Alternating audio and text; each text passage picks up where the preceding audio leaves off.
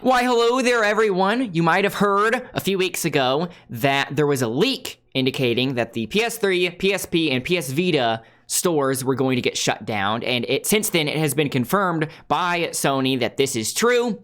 And so with the news that the PSN store is about to get shut down, I kind of wanted to go over some of the games you might want to snag before they are gone forever. And joining me today is a fellow physical media collector, Future Churro. Hello, hello. How's it going, everybody? I know normally it would be conventional to like leave plugs and stuff near the end, but I'll just say go ahead and put your plugs in now because it's at the beginning of the video where more people are watching, so more people will hear it. Sure. Yeah, you can find me playing games every now and then at twitch.tv/Future Churro. You can find me on, I think, Tinder, or Tinder. If you're nearby. and that's it. And that's it. That's it. Okay, so how I want to go over this is, I obviously, like I said, I want to go over some of the games that I think would be important to grab for one reason or another, but there is no way I could possibly mention every single game that's worth mentioning. And so I'm going to be including links for complete lists. Those lists probably are missing stuff too. It's not like I could cross-examine them in any way, but I'll be including links with more definitive lists than the lists I'm talking about. I'm just talking about personal recommendations, and that's partly why I wanted to include someone else with me, so that way Churro could cover some of the things I'm not mentioning, because he actually has a PS Vita, whereas I don't. So, for example, I wouldn't know necessarily what games to get on a PS Vita, where he more likely would. So, first things first, a lot of people typically when people are using the PS3 store, especially, in modern day, if they were going to buy things on PS3, they would go through the browser to do it, right? Yeah, totally. Much better, yeah. Because it's just so much better. But since this announcement, the browser version of the PS3 store doesn't actually work anymore. It hasn't worked for a while, actually. They really closed the PS3 and Vita purchasing and PSP purchasing on the website like a couple months ago. They were like, you're just gonna have to download them on your system from now on. Yeah. So yeah, it's kind of been going downhill for a bit. I guess I missed that announcement because I wasn't aware of it until because I haven't been on the PS3 store for a while. Like, I haven't tried buying anything on the PS3 for a while. So the first time I noticed this was when I went on to buy stuff after this announcement of everything closing.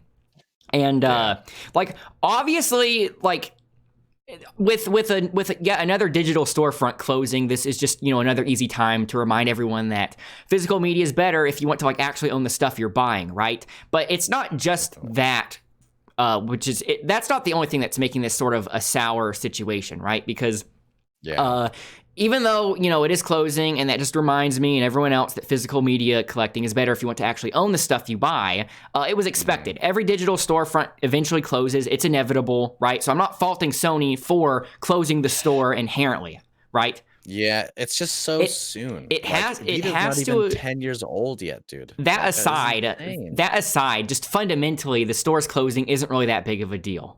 Because everybody knows that a digital storefront will eventually go away, which is why people like me and you always try to remind people that they should buy physically. The main issue here that makes this worse than like a typical situation in which a digital storefront closes is that there is so much stuff on these storefronts that have not been ported to anything else, right? Yeah.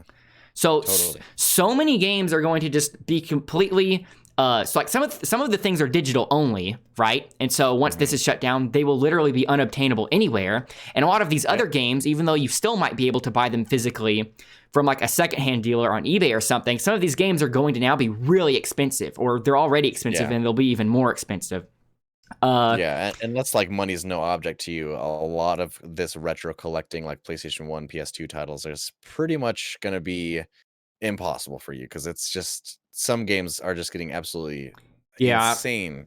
It's because just absurd, some of these PS2 and PS1 games, if you buy them physically on eBay, are already pretty expensive. And if you think about it, if up to this point you could buy them and play them on PS3 or PSP or PS Vita just for the sake of playing them, then you could think of that price on eBay purely being a price reflective of the demand for owning it physically and not necessarily playing it. Because if somebody's only interested in playing it, they would just buy it for, $6 to $10 or however much it is on the PS3 store.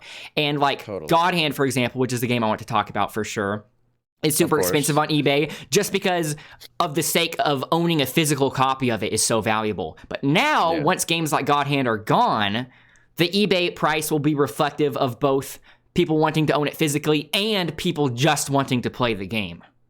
Yeah. So some of these are going to get a lot more expensive. And another thing that really sours this whole situation is that I found out Sony didn't even warn the developers that they were going to announce this, right? The developers learned of this. I know probably like some of the big AAA studios probably knew about this, but a lot of these indie devs are the ones that kind of got screwed over because, a lot of these indie devs, they have to make the initial investment in buying a dev kit before they make the game, right? And then they have to optimize the game for PS Vita. And a lot of these devs found out at the same time as everyone else with this leak. So the leak got them worried, and then their fears were confirmed with the confirmation that the stores are going down. So it's just horrible business overall. But according to Sony, why would people want to play old games, right? Yeah, right. Super unfortunate though, because I listened to the Secret Symbols podcast a ton with Colin Moriarty, and he owns Lily Mo Games, which is a developer that has been, very adamant about supporting the Vita. They actually bought a dev kit for the Vita, like an official dev kit from Sony, about a month before the official announcement. Is this the game? Is this the game that will be only available for 128 days total? No, they've maybe Habroxia 2. I mean, it came out. I don't remember what the game was, but I read a recent article about an indie dev complaining that with this shutdown with no warning, their game will be on the store and purchasable for such a brief period of time that the actual amount of days is 128 days. Yeah, and obviously there's no physical of it because that's super expensive and everything to make carts and stuff for it. I mean, there's really only a couple of companies still doing physical editions of Vita games like Play Asia or East Asia Soft, Limited Run. But even I don't even think Limited Run's done a Vita game. There's another company like Limited Run that does the same sort of thing. I forgot what it's called. Do you know what I'm talking about? There's a couple different ones.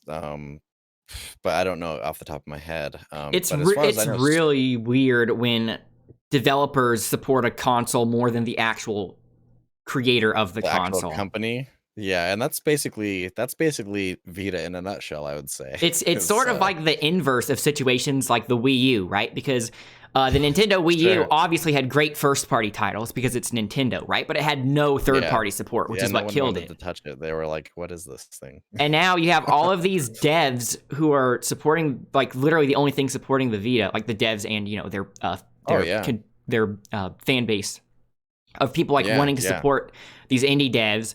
And Sony just pulls the plug on it with no warning. Really weird. But yeah, according to them, quote, why would people want to play old games?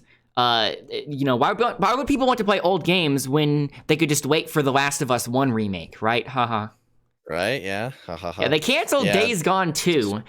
I was kind of originally wanting to save like the ranting about Sony for the end.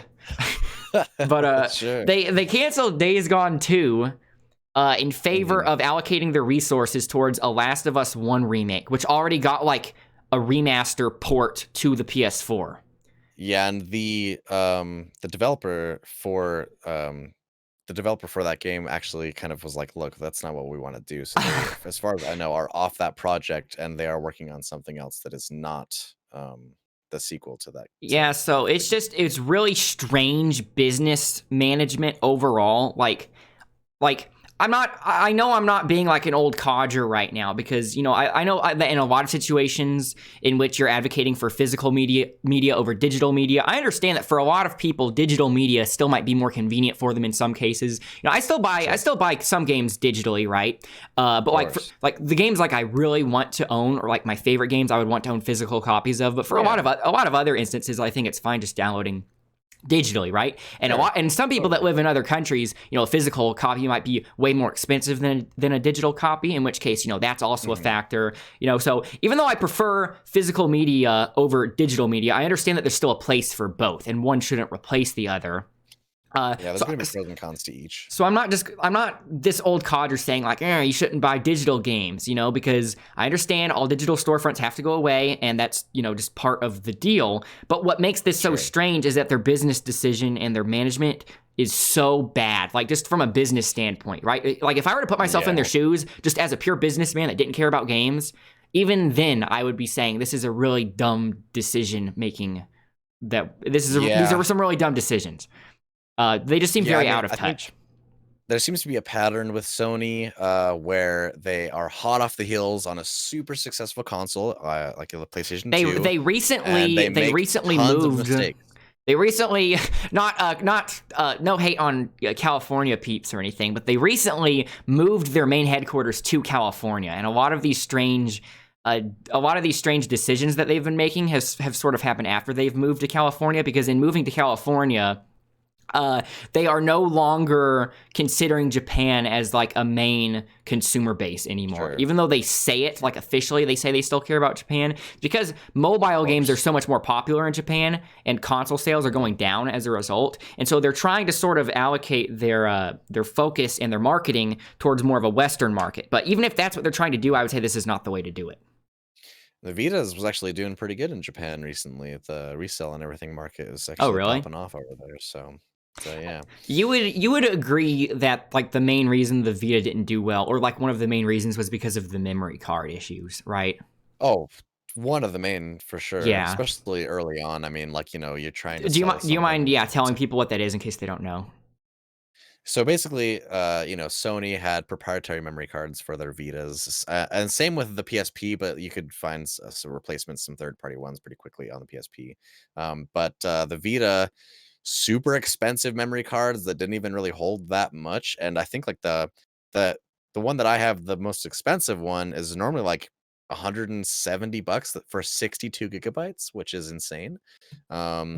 And even like the 8 GB ones were expensive. I mean, it was a long-standing problem, and they never fixed it. They never brought the price down. It took a while for. I mean, if you want to get a third-party memory card, you're gonna have to like hack your Vita, which some people don't want to go through the trouble or whatever. But it's just unfortunate because there's a lot of great stuff on the Vita, and a lot of people don't really give it too much love. But I think it does deserve the love. It's just hard. Now it's going to be a lot harder to pitch to people to join the Vita Island. You can't even download digital games. It's kind of a hard sell now. It's a hard sell. Vita's expensive to collect for too. I mean, the physical games. I mean, like it's basically the Sega Saturn of PlayStation, because a lot of the games that are coming out for it are just constantly going up more expensive. So I have a really funny memory. Regarding the I don't own a Vita, but I have a really funny memory regarding the memory cards, and that's it was either the God of War, the new God of War, the God of War 2018 thing. It was either God of War or Breath of the Wild. It was a midnight release at GameStop for one of those two games. Okay. Right. And so both of which, it doesn't matter which one it is for the story, but because I pre-ordered both of them and I did the midnight release for both. So I'm in a line of people, waiting for the midnight release of this big release. And one of the people I've been talking, like one of the people right by me in the line that I'm talking to, is literally only there to buy a new memory card for his Vita. Unironically. Shout out to that guy. He didn't even know there was like a big midnight release. He showed up, like he walked in line behind me. He's like, "Whoa, what's the big line for?" And I tell him that it's for a midnight release, so he has to wait in line with all of us.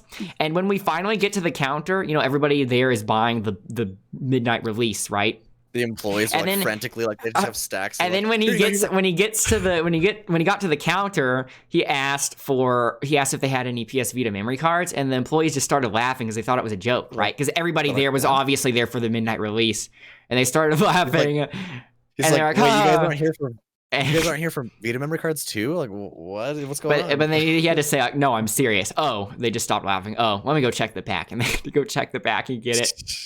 Awesome, dude. I hope he's doing okay. That was pretty funny. That's a classic memory for sure. Yeah. All right, so the lists we've Okay. talked about. So regarding the lists, villagers. one of the reasons, so like I said, I'll be including links for like more definitive lists that pretty much have everything on there, right? Where you can visually see it, well organized, presumably. But the reason why I want to specifically just talk about personal recommendations is because of a new revelation that makes this whole situation even worse. A new revelation regarding the actual hardware, a pretty big design flaw in the PS3, and unfortunately, it's likely also in the PS4 and maybe even the PS5 because we've got no comment from Sony on this, right? I was seeing some confirmations that it was on PS4 as well, but I haven't dug. I don't know if it's an official confirmation or not, so that may or may not be true, but I feel like if they tried to get by with this on PS3, they probably did it for PS4, and I think that would be so dumb if they kept doing it for PS5, right? So what exactly are we talking about? So I don't understand the hardware completely, right? Like, I didn't take it apart myself, so I'm just going by what I heard other people say, but I'll include a link. Again, I'll include links in the descriptions where you can find like better explanations for this sort of thing. But basically, people are calling it the CBOMB, as in like it's a ticking time bomb, because in the PS3, so basically, simply put, when you're playing a digital game on your PlayStation 3, there's an authentication process because it wants to make sure you didn't like hack the console or something, right? So this authentication process, it will check, I don't know why they did it this way, but presumably it will check the time on the console, and then it will check, like it'll check the display time on the console, and then it will check the PlayStation network and see if the time matches, and if it matches, it authenticates and you can play the game, right? Once the PlayStation network is shut down, it will have to default to an internal clock run by a battery. So this is referred to as the CMOS battery, if I'm pronouncing that correctly. It's an acronym. So it defaults to the CMOS battery to check an internal clock so it can check if the display time is correct. However, apparently, since PS3s are kind of old now, there have been a bunch of people reporting that their CMOS batteries have been dying. And when the CMOS battery dies, it can no longer check the internal clock, and it has no way to authenticate if a game is legit or not. And therefore, it completely locks you out of playing digital games, even if they are downloaded on your console. And what's really messed up about this is that it only punishes people that aren't hacking. So it's literally creating incentive for people to hack and pirate and do emulation and all this stuff. So it's really messed up.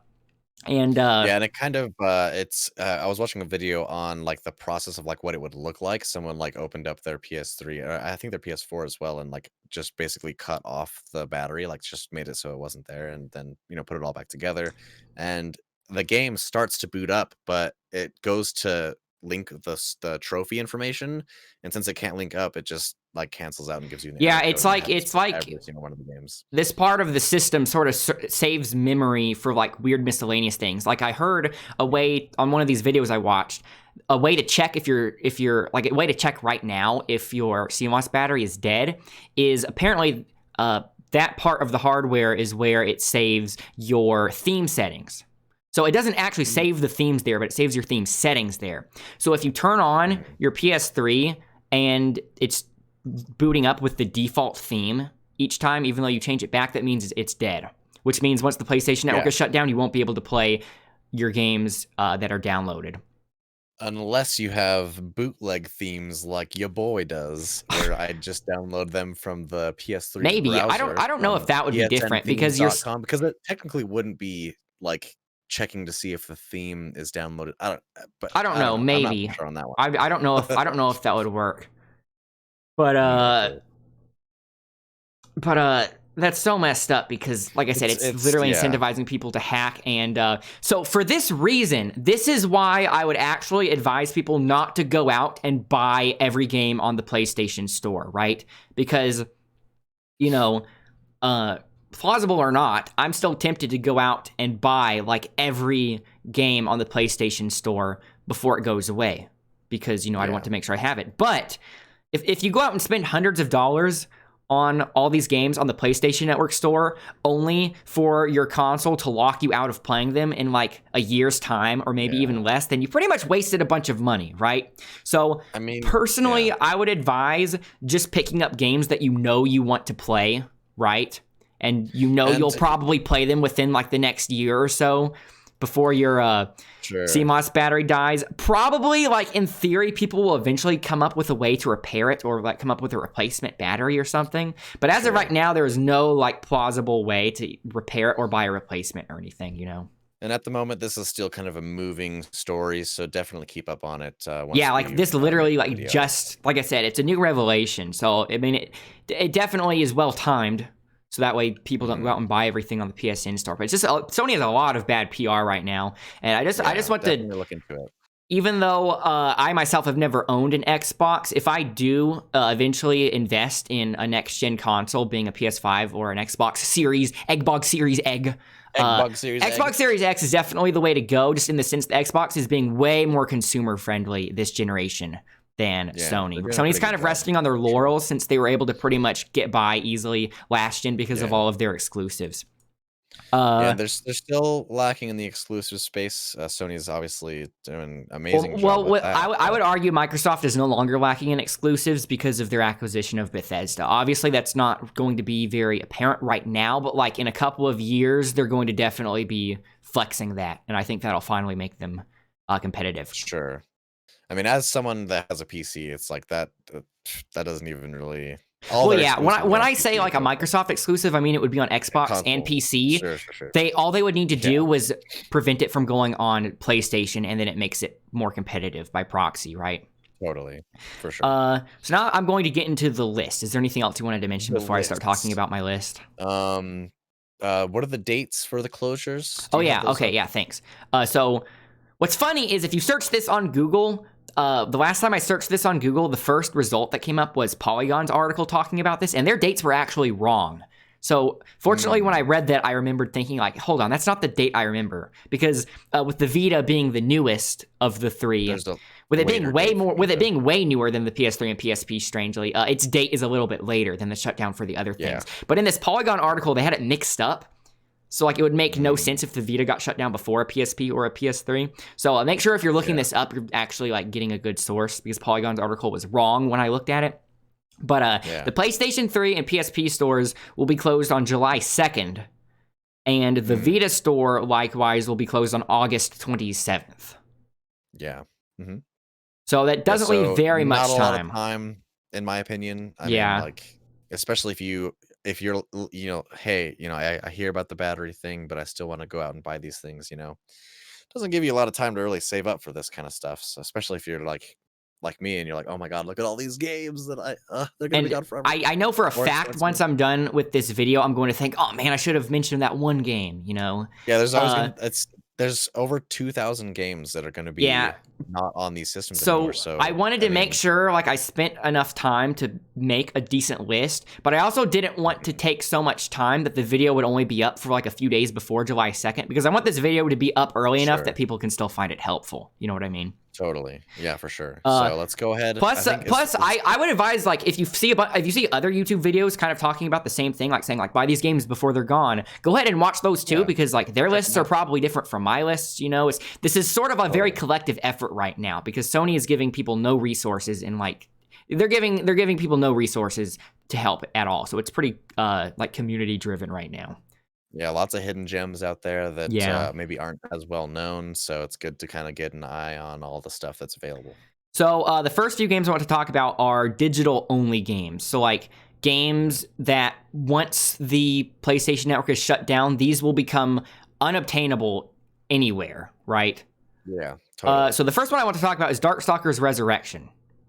This is, a lot of people know about Darkstalkers in general. It's one of Capcom's fighting games. It's the game Morgan is from. She's kind of been demoted to just a Marvel vs. Capcom character lately. But it's the game Morgan is from. It's a really, really cool fighting game. It's very competitive. And Darkstalkers Resurrection is Darkstalkers Resurrection is sort of like the definitive port of a couple of the old Darkstalkers games, but it has like some extra goodies and stuff in it too. And totally, this is kind of a weird game, like in the meta sense, because before this game came out, Capcom announced, quote, Darkstalkers are not dead. So they were basically announcing the revival of this dead franchise, right? And it got people super hyped because they were expecting a new Darkstalkers, and a new Darkstalkers was planned. And as part of this campaign to resurrect Darkstalkers, they released Darkstalkers Resurrection on PS3, which is like, a polished port of this old Darkstalkers game, right? But the thing is, Ono used this as a barometer for interest in the Darkstalkers franchise. And so he released a port. So after announcing that there would be a new Darkstalkers game, he releases a port of an old Darkstalkers game with barely any advertisement at all. And because it didn't meet his sales expectations, he pulled the plug on the Darkstalkers, on the new Darkstalkers game. So yeah, that's pretty insane. If you want to, I know this is like a horrible business method, So like, whenever a company says like, oh well, if you want this one thing, you'll have to buy this other thing. Never fall for that. That's always a ploy. But in this case, if you want to have like a good way of playing Darkstalkers, and if you just want to support Darkstalkers at all, this would be like the best thing to buy.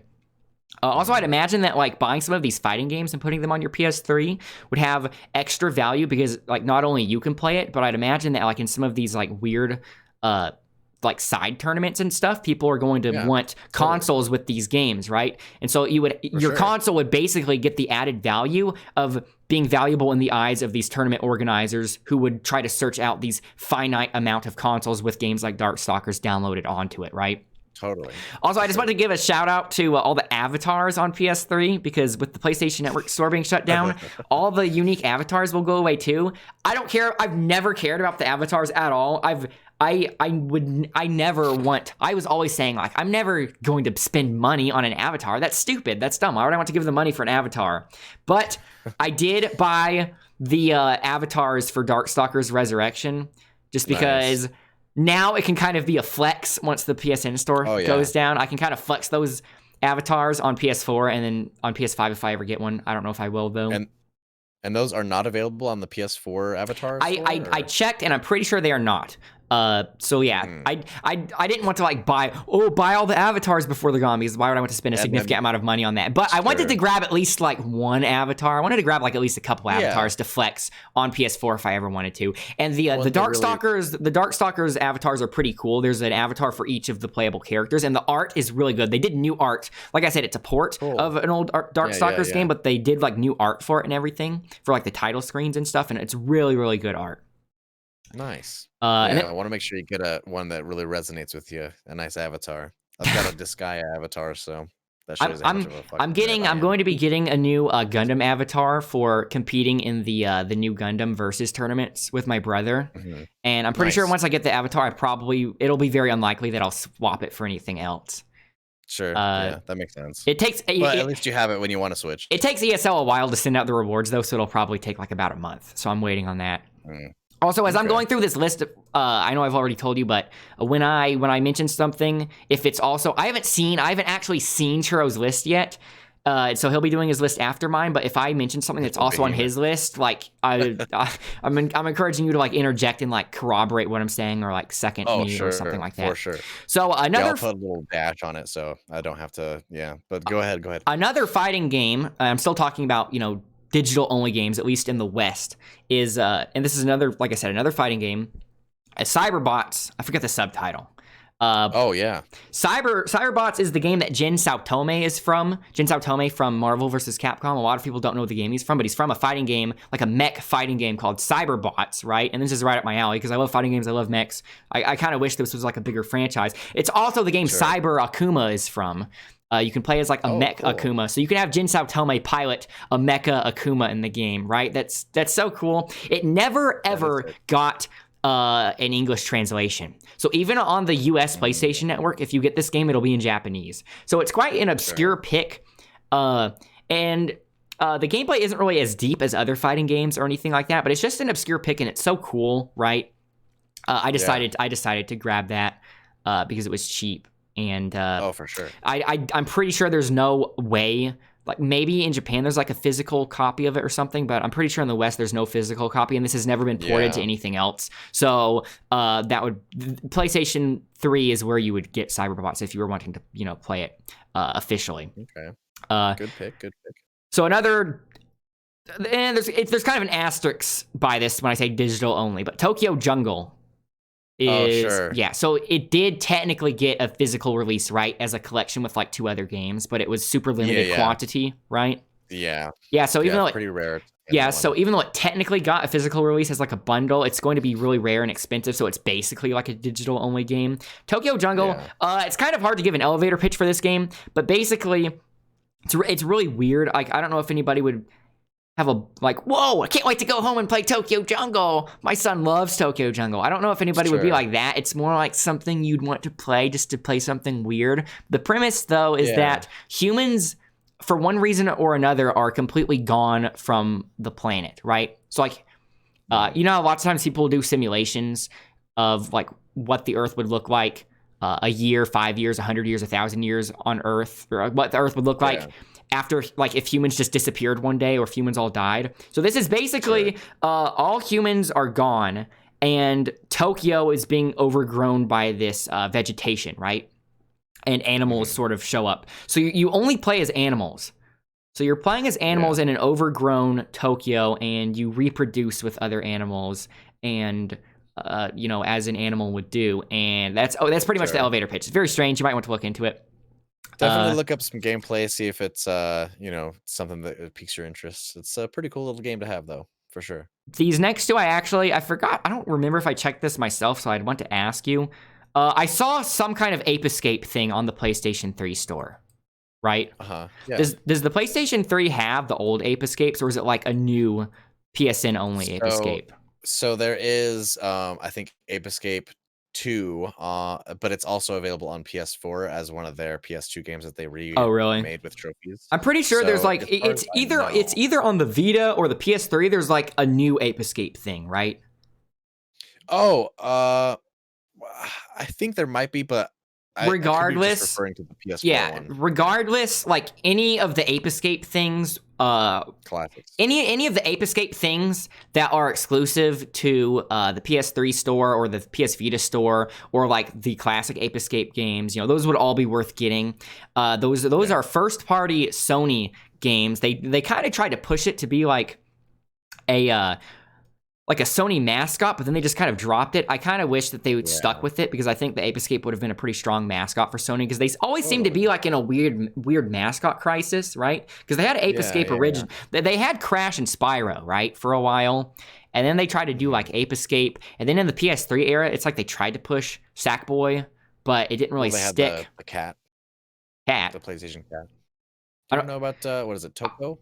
I don't even remember the cat, and that tells you how bad of a mascot it is. I can't even remember it. He was more popular in Japan for sure. And then they tried pushing like hyper realistic characters to be a mascot in like the PS3 era, like Nathan Drake.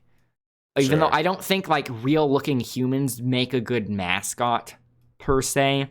And now with the PS5, it's like they're trying to do Astrobot, I think. Astrobot was around for PS4 as well, but the cat that I was thinking of is Toro. I should know this because I have the Toro's home theme on PS4 that's also really great, but that's another discussion. But yeah, the Ape Escape game is super solid. The Ape Escape 2 PS2 Classic that's on PS3 is also available like up-resed on PS4. Okay, so that one wouldn't be relevant for this list. Yeah, if there is an Ape Escape game that isn't on the PS4, any of the Ape Escape things that aren't ported up to PS4 or PS5 would be worth getting. For sure. Another thing, isn't Fat Princess a PlayStation Network exclusive thing? I found out about Fat Princess through PlayStation All-Stars Battle Royale, right? Is that a PS3 exclusive thing? Yeah, so the original Fat Princess, as far as I know, if it was released digitally, it's another case where it was super low print. So okay, so it's basically a digital only thing. There is a Fat Princess on PS4 that is like a is it the same game though? Diablo clone? No, it's a different game. Okay, so that wouldn't count. But yeah, Diablo clone and the Vita one. It's pretty fun. I want to look that up later. That one, and then the free one, the Vita one, there's one on Vita that's free. That one, I mean, it's free. I would just add it to your downloads, you know. Okay. Any of the games that are free, I would just buy them. Buy them that are free, and then you can just have them on your download list Yeah. so that you can. Oh yeah. have them Also, forever. something I wanted to mention. I was kind of hopping around between points at the start, but because you can't use the web browser for the PS3 store anymore, and we have to use the actual PS3 store on the console now, it is incredibly buggy and slow. So, Yes. so like one thing, like one issue I saw for some people is that the add to cart button was invisible. So, Yeah, I've heard that. so it may look like you can't buy it, but you can. You just have to move your cursor over an invisible tab. So keep that in mind. Another thing, and this was an issue that both of us had, that when you try to check out, first of all, you can only add 10 items in your cart at once. So Sony is not making this easy at all. So they give us barely any time to scramble and buy all these games on the digital store, right? And we can't even add more than 10 items to a cart at once. So we have to buy these things in increments of 10. And each time we do that, the checkout doesn't even work most of the time, right? It took both of us several times to do the checkout. At first, when I was doing the checkout, it would just infinitely load, and I would have to power down. Like I would have to do like a hard power down of the console and restart it. Other times, more graciously, it would just say an error has occurred, to which I could only reply, okay. I kind of like that a little more because it's kind of like if a girl rejects you and just says, I don't like you, don't talk to me. Then you respect the honesty and you don't waste your time. Whereas when it infinitely loads, the console's kind of leading you on. Another time, it just turned my entire screen green, and I had to restart it. Yeah, I didn't see that one. That sounds so crazy. I'm wondering if that might have been an issue with my, if that could have been related to my HDCP, my HDCP splitter. But even so, it was definitely triggered by the checkout thing, right? That would have been a weird. It would have been a weird coincidence otherwise. Yeah. So keep those things in mind. Like if you really want to buy stuff from the PlayStation 3 store, you have to have some dedication in doing it because it's like they're specifically trying to stop you from buying things. Yeah, and then when you do, like when the store does close down and you want to re-download your games from the download list, you'll just have to go to like account management under the PSN tab in the XMB of the PS3, and then go to like purchase manager or something like that. Yeah, and then it'll bring up your download list there. Go ahead. I was going to say I might include like a screenshot of where that is to put over the screen while you were just talking about that. Helpful to know. Keep in mind though that even though it is reasonable to believe that you would still be able to download games you've purchased after the PlayStation Network store closes, Sony has said that that will only be an option up to a certain point, and they haven't specified a date. So, and they said that for sure. I think so. If I knew I was going to be grilled this hard about it, I would have like saved the link. So I might look for that and say I'll try to find the link for that and put it in the description later. Just to support it. Either way though, I would go ahead and download your games and have them downloaded before the shutdown just to be safe, right? Like download as much stuff as the memory can fit. Like pick your favorite games, right? Like just go in order of like your most important to least important and try to fill up the memory, because I would just have them downloaded just to be safe. I'm even thinking about, I'm looking into getting like an external hard drive and stuff for my PS3. Yeah, that might be a good idea. I can do that. But anyway, so what are the games that we have so far on your list? Okay, I did Darkstalkers Resurrection, Cyberbots, Tokyo Jungle, Ape Escape Games, and Fat Princess. And another thing I want to talk about in terms of like digital only stuff, the game itself you can actually buy physically, and that's Asura's Wrath. One of my favorite games ever, although calling it a game is kind of a stretch, right? It's a very unique thing. I could talk about Asura's Wrath for a while just because of how unique it is, but that's not the point. Basically, cool okay, game. So what makes this particularly relevant right now is that you can buy the game physically, okay? Pretty cheap too. Yeah. And it's kind of medium. It's sort of like a cult. It has a cult following, right? Sure. The thing is that it has a whole bunch of QTEs and stuff. So a lot of people, when the game came out, they just watched playthroughs of the game instead of buying it for themselves. Buying it for themselves. That's how you say that, right? Not themselves. Selves. Yeah. And instead of buying it, they watched it on YouTube, right? So it didn't sell very well. Mm-hmm. But over time, it sort of developed a cult following. Yeah. So I've noticed the price kind of getting up there, but anyways, you can buy Asura's Wrath physically, okay? Yeah. The issue with the PlayStation Network shutdown is that So Asura's Wrath, you know, the game, if you just play the game, the physical version of it with no updates or anything, it has an ending, obviously. But Yeah. the creators of Asura's Wrath were expecting it to be a hit, right? And so they were planning on making a sequel to extend the story. But the game didn't sell well enough to merit a sequel, so Capcom wouldn't greenlight a sequel. But the developers still wanted to tell the story that they were going to tell in the sequel because they already had a script. They pretty much had a script already for the sequel, okay? But they knew that they weren't going to be able to make a sequel for the game. So what they did, because they really wanted to tell the story, is they sort of condensed the sequel script to a shorter version and added it to the PlayStation Store as DLC for Asura's Wrath 1. So it's basically like a true ending DLC, if you will. So if you don't, I don't remember if it's free or not. I know it has some paid DLC. I can't remember. Do you mind looking that up? Do you mind looking that up right now? Yeah, let me let's see here. I'm on the PlayStation Store, and let me go back.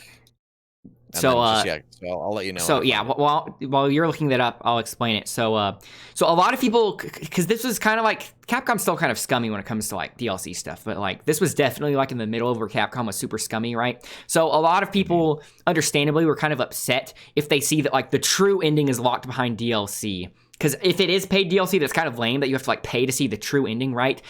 But when you actually know the context of it, when you realize that the game didn't do well enough for a sequel, but the developers still wanted to tell the story, and so they added it as DLC. That's actually kind of nice, right? There's a couple different things. There's the episode pack part 4. Is that what we're looking at? Yeah, that's it. Because there's episode 15.5, lost episode 1, lost episode 2. Yeah, the 0.5 things are like episodes that take place in between other things. So like that's kind of scummy DLC, but like the actual like true ending thing should be like 4. The pack. Yeah. Okay, the episode pack part 4 is just $7. So okay, so it is paid DLC. So yeah, I can see why some people thought that was scummy, right? Hiding a true ending behind money. But this was created later after they realized the game wasn't going to do well. So so now once the PlayStation Network goes away, you will no longer be able to buy the true ending. And it's not just like an ending cutscene. It's like actual like gameplay stuff, right? It's a really hype finale to the game, right? So I would definitely recommend, like, if anybody wants to play Asura's Wrath, they would have to also do the true ending. Like, if you were to stop before the true ending, it's like you didn't even finish the game, you know? So so it'll be really sad thinking about how, like, if somebody buys Asura's Wrath after the PlayStation Network goes away and they play it for the first time, and they just assume that's all there is to offer, right? So then, like, they might hear people talking about the true ending, and then they would have no idea what they're talking about. I have heard, though, I can't check this myself because I don't own an Xbox. I have heard, though, that you can play Asura's Wrath through Xbox One's backwards compatibility, and you can actually get the DLC on there. So once again, Microsoft is proving more consumer-friendly in actually valuing backwards compatibility and preservation and stuff. Yeah. So, but if you don't own an Xbox, you know, if your only means of playing this game is on the PS3, then definitely go ahead and buy the DLC for Asura's Wrath. You don't have to buy all the DLC. Like, there's one, like I said, some of the in-between DLC is just like extra episodes or like showing it from like a different character's perspective. One of the episodes shows you like something that happened off screen, but it's like in a really weird, cool art style. So that might be, you can just look that up on YouTube though if you just want to watch it. All the other episodes are $1.99. And there is a DLC where you get to fight Akuma from Street Fighter, which is kind of cool. But just at a minimum, definitely get the true ending DLC for Asura's Wrath if you intend on playing the game, because that game's quite an experience, and the DLC ending makes.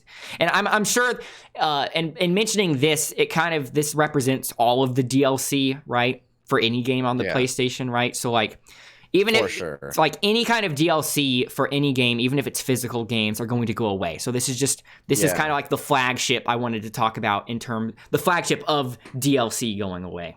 Yeah, and I'll try to, like, on my list, I'll try to bring up if you know, I am aware of the DLC or not. Some of the games I might not be aware of the DLC. Yeah, like I know another thing with a lot of relevant DLC is Street Fighter 3 Online Edition.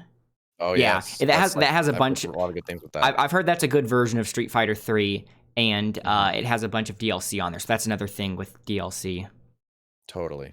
definitely. Um, All right, so we've got Oscar's Wrath with the DLC. What else are we? What else are we cooking up over there? okay, so those are pretty much the main like digital only things.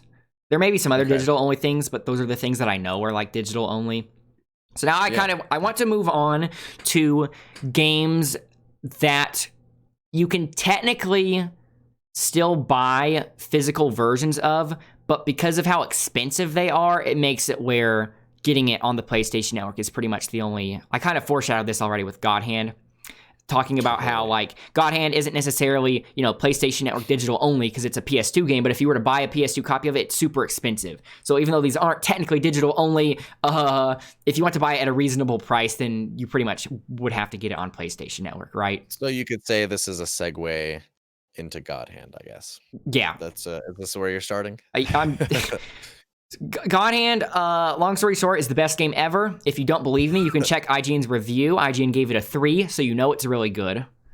And the game, whenever you look at it on eBay, it's always for like hundreds of dollars. It's one of the most expensive PS2 games there is, and it's a shame because like more people should play it. It's so good. I honestly think that is how I think that should have been like a landmark in the beat 'em up genre, because like I think the beat 'em up genre at large is sort of a stale genre in the sense that you can't really think of a way to innovate upon it. I think God Hand is the perfect example of how the beat 'em up genre could have innovated. I think God Hand should have like inspired other developers to sort of springboard the beat 'em up genre into that, because that should have been the natural progression of where the beat 'em up genre went. But because the game didn't sell well, beat 'em ups are still kind of a weird niche genre. Anyways, though, that's game's super expensive, and it's one of my favorites ever. I had my PlayStation just crashed while I was on the store, so if anyone's curious why I was like looking around, like because my PlayStation just crashed basically. So yeah, okay, that corroborates our points about how buggy the store is. Yeah. Also, when you're God Hand for sure. When you're on the store, if you're trying to search things and you're searching by filter, first of all, you can only apply one filter at once, which sucks, right? But even when you apply a filter, it doesn't show you everything that's there.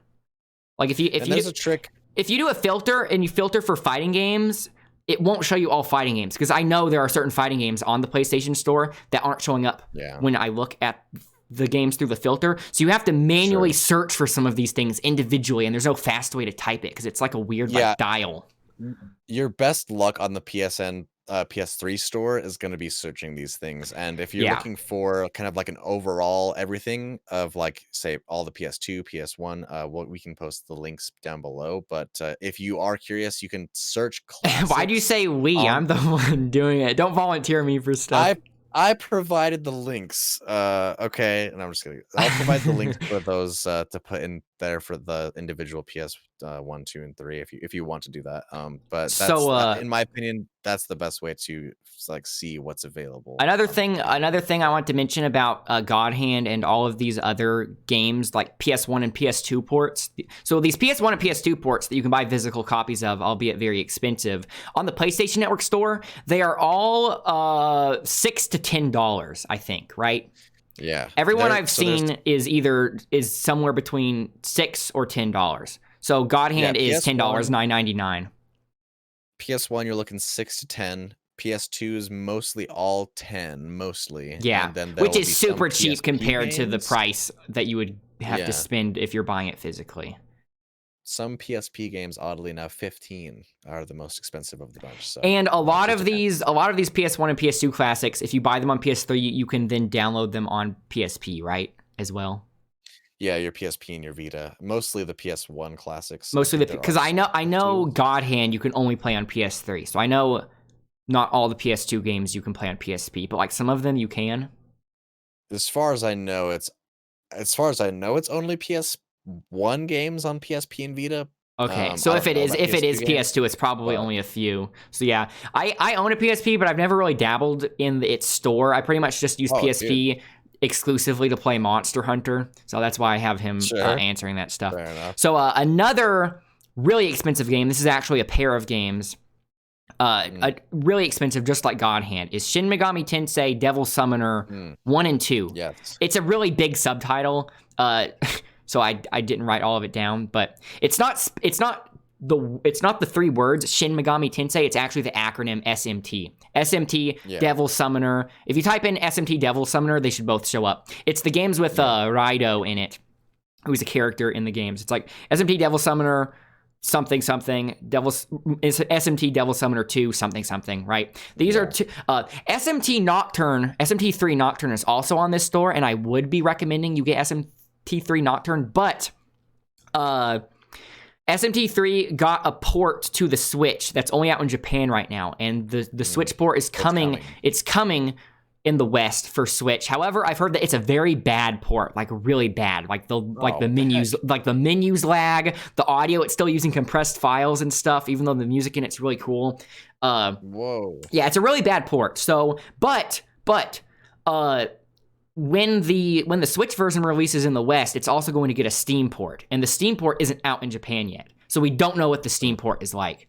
So, personally, I am hoping / betting on the fact that the Steam port is better than the Switch port. But if the Steam port turns out as bad as the Switch port, then I would recommend getting SMT3 on the PlayStation 3. But there's no way to know, right? Because the Steam version isn't out yet, so you kind of have to make a gamble, you know?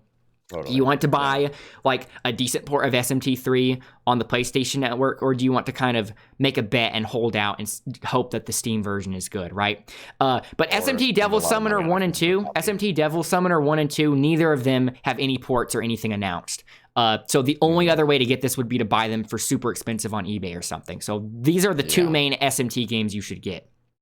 Another pair of games, and these are actually 2 games I've actually been wanting to play sometime soon. Mega Man Legends 1 and 2.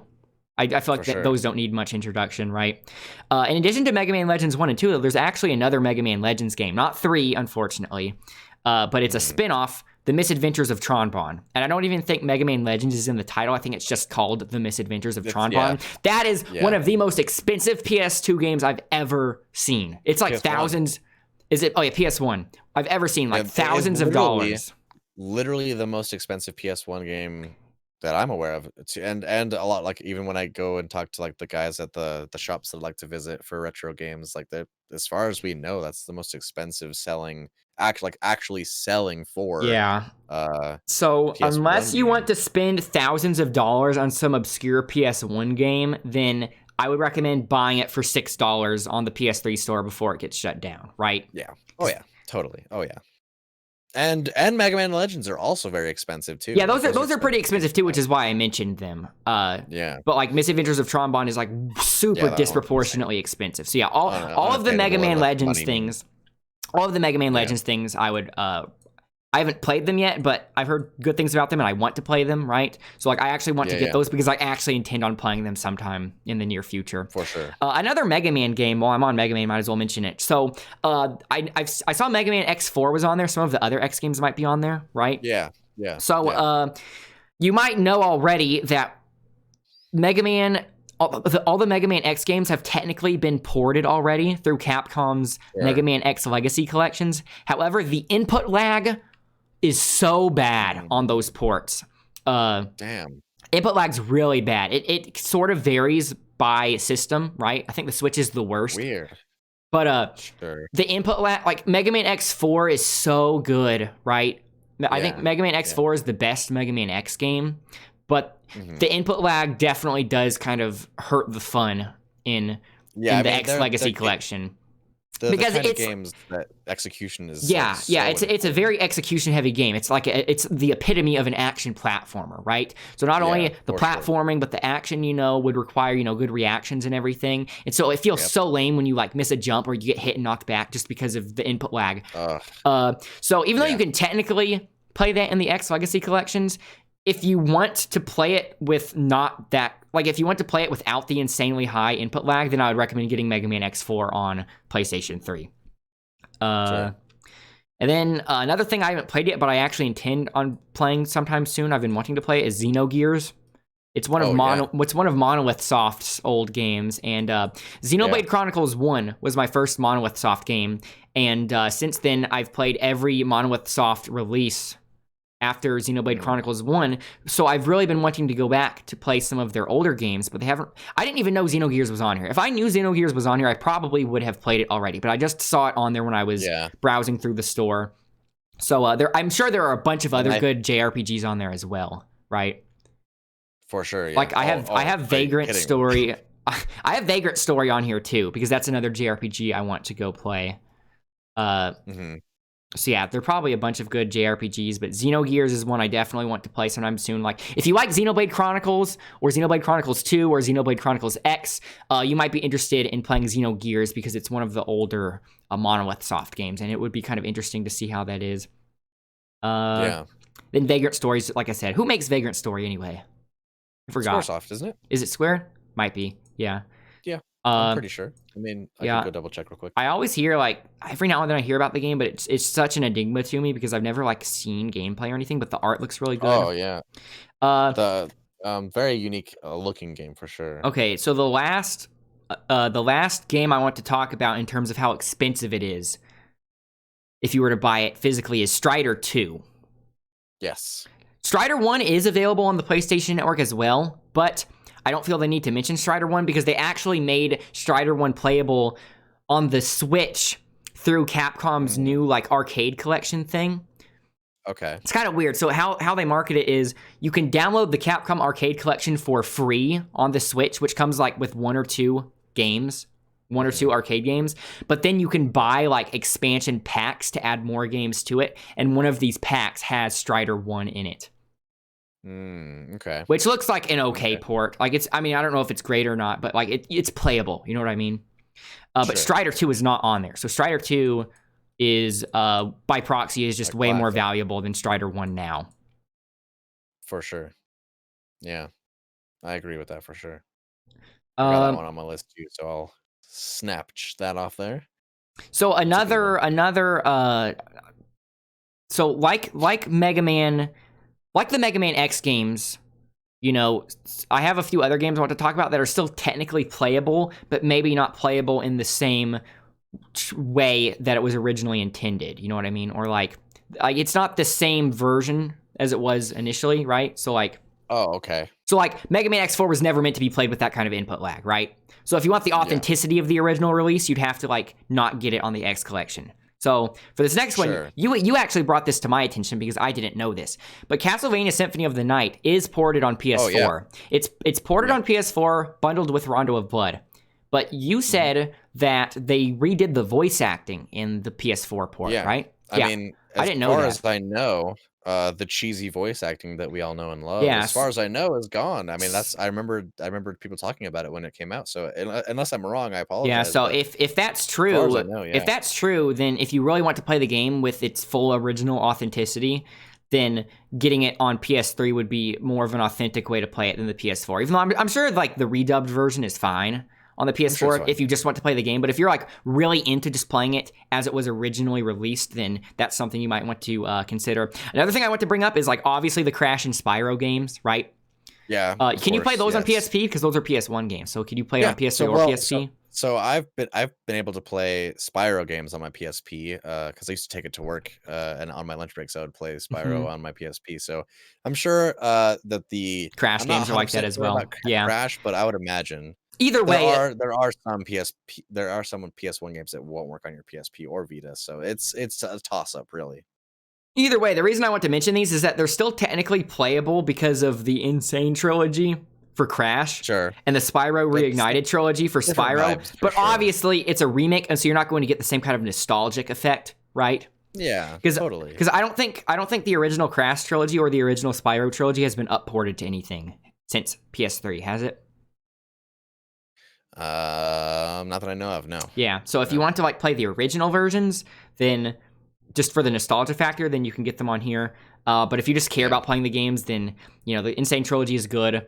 Although, the hitbox thing, for anyone that doesn't know, in Crash, so in Crash 1, he had a rectangular hitbox, naturally, right? That's the most intuitive thing. So Crash, how he interacted with, you know, the physical world around him was that his collision relied on a rectangular hitbox that's flat on the top and bottom. Makes sense.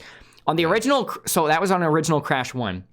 For Crash 2 and 3, the original Crash 2 and 3, they changed to a pill-shaped hitbox, which is weird. I don't even know how that works. I didn't know you could make hitboxes round, right? because I thought that's why it's a Sure. hitbox, because they can only make it cuboid, right? So don't ask me how it works. Basically, his hitbox is a pill shape, so it's round on the top and bottom. But that's fine for the original Crash 2 and 3 because the game was balanced around it. However, for the Insane Trilogy, because like all three of the games are kind of running, you know, all three of the games have to technically like be running the same engine and are on the same cartridge. You know, there has to be a lot of like reused stuff in each one because Crash looks the same in each one, right? In the Reignited trilogy or Insane trilogy. So basically, to make it uniform, because 2 of the 3 games in the original trilogy had the pill-shaped hitbox, they just went ahead and made the pill-shaped hitbox in Crash 1 for the Insane trilogy. The issue is that the game was never balanced around a pill-shaped hitbox like 2 and 3 were. Is already so so the Insane trilogy, the Crash 1 on the Insane trilogy is more difficult than the original Crash 1, which I actually personally like because I always hate it when they port a game and like try to make it easier, right? Because if they're scared it's intimidating or something. I hate that. So I actually personally kind of like that the new one's more difficult, but it's weird. So I thought that was worth mentioning. A downside to the new Spyro games as well is that although the Reignited trilogy looks really good, they pulled the same thing Capcom pulled with the Mega Man X Legacy Collection. Not all the games are on disc. Even like, so you can buy the Spyro Reignited trilogy digitally, in which case there's no issue, right? Because if you're buying it digitally, you know it's digital. But if you go out and buy the Spyro Reignited trilogy physically, it'll say on the box that only Spyro 1 is on disc. I think it's only Spyro 1 on disc. But the other 2 you have to download, which completely defeats the whole point of buying a game physically. I have heard, however, that for some reason, so the reason they did this, it's pretty easy to deduce or induce. It's pretty easy to figure out or assume that the reason this happened was because the game had to go gold before they were technically finished with Spyro 2 and 3. So, like, the game had to go gold, and they had to start printing discs before they were done polishing 2 and 3. So that's why they did it on, like, a day 1 patch, right? So I've heard that since then, they actually have started putting all 3 games on disc, but they're keeping the same box art. Yeah, so they're keeping the same box art that says requires a download, even on the new copies that have all 3 on disc. So I would really like to get a hold of a disc that has all 3 copies on disc, but there's no easy way to know this. You'd have to buy it used and get the word of the person that's selling it to you. So it's a really weird situation, right? Could you just unplug your Wi-Fi router or Ethernet cable and then just put it in the PS4 and see what's available? Yeah, you'd be able to check that way, but you'd have to buy it first, right? So I thought of like buying every copy of Spyro Reignited Trilogy from like a local store, bring them home, check each one, and then like try to return every one but the one that has everything in it, right? It's still kind of scary though, because like what if they don't accept the return? Yeah, a lot of the times they don't do returns on like media, stuff like that. Yeah, But okay, so good, yeah, for sure. Yeah, so Crash. Okay. So this next game or collection, it's actually a collection of games. I was actually really surprised to learn that they have never upported this since PS3. But the Mortal Kombat Arcade Collection, I think it includes MK1 through 3 on PS3. That hasn't been upported to anything since then. Isn't that weird? I don't know if you want to count the Arcade 1-Up cab, because Arcade 1-Up. No. Arcade 1-Up is the company that made my Marvel cabinet, right? So they made a cabinet with MK1 through 3, but that's not like, that's expensive, right? You don't just buy that if you just want to buy the game. Buying it's like a collector. Yeah, it literally is an arcade cabinet. Yeah. So I thought that was weird, right? I still think that sounds weird. Like, why would MK1 through 3, like classic games for such a popular franchise, have not gotten ports since PS3? I mean, I don't know. That does sound crazy when you are like, you telling that to me doesn't sound right. Yeah, it sounds wrong. Mortal Kombat. I wouldn't be surprised if I'm wrong about this because it sounds so weird. Let me see. Mortal Kombat Collection Arcade Collection is real, confirmed by Peggy for PS4, Xbox One, and PC. And Switch. Did they rated it? This was When was this? in January 22nd last year, so over a year ago. Do they normally rate a game that ahead of time? I don't know. I mean, especially for something that's already pretty much done, right? I mean, the game that is worth mentioning though. So like, because it's so strange that these haven't been ported, it's probably very likely that they will get ported sometime in the near future, right? So like, they're probably going to get ported sometime soon again. Yeah. Because those are kind of games that that are inevitably get ported every generation or so, or every other generation. So like, if you missed this one, I wouldn't worry about it, because it'll probably get ported eventually. But if you really want to play MK1 through 3, then I would recommend getting it. Yeah, and that's what this would be if it ever comes out. Anyways. So speaking of MVC, since I was talking about the arcade cab, so there are 2 games I want to mention now, not because you can buy them, right? Because these 2 games have actually been delisted from the store. But I'm just mentioning these because if you have purchased these games and you do own them, you should definitely re-download them like now. Because like I said, you should probably just download the stuff that you care about the most just to be safe. So that's Marvel vs. Capcom 2 and Marvel vs. Capcom Origins. You know what's weird? Marvel vs. Capcom 2 is not purchasable from a first-hand dealer in any manner at all right now. Yeah, like if you want to play MVC2, you have to like buy a Dreamcast version, I think, or whatever console it's on. Oof. Yeah, so if you somehow like do have MVC2 on your purchase list, definitely re-download that, and MVC Origins. Yeah, and definitely everyone should just take a look at their download list and see what is available, because there's a lot of cross-buy stuff too, that you may have bought on PS4 that's available for your Vita, your PS3, or whatever. So definitely take a look at that. Now there are 4 light gun games I want to talk about, and I haven't tested this myself, but I've heard that the light gun games can be played on PS3 with the PS Move, with the wand, I think it's called. I've heard that before too. Yeah, so I can't testify myself, but that's what I've heard.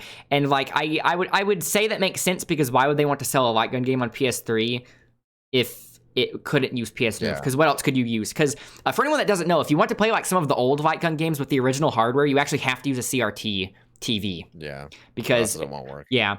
I have heard recently, I kind of want to, now that I'm talking about it, I want to look back into it. But some guy was working on like a way to play old light gun games with the original hardware.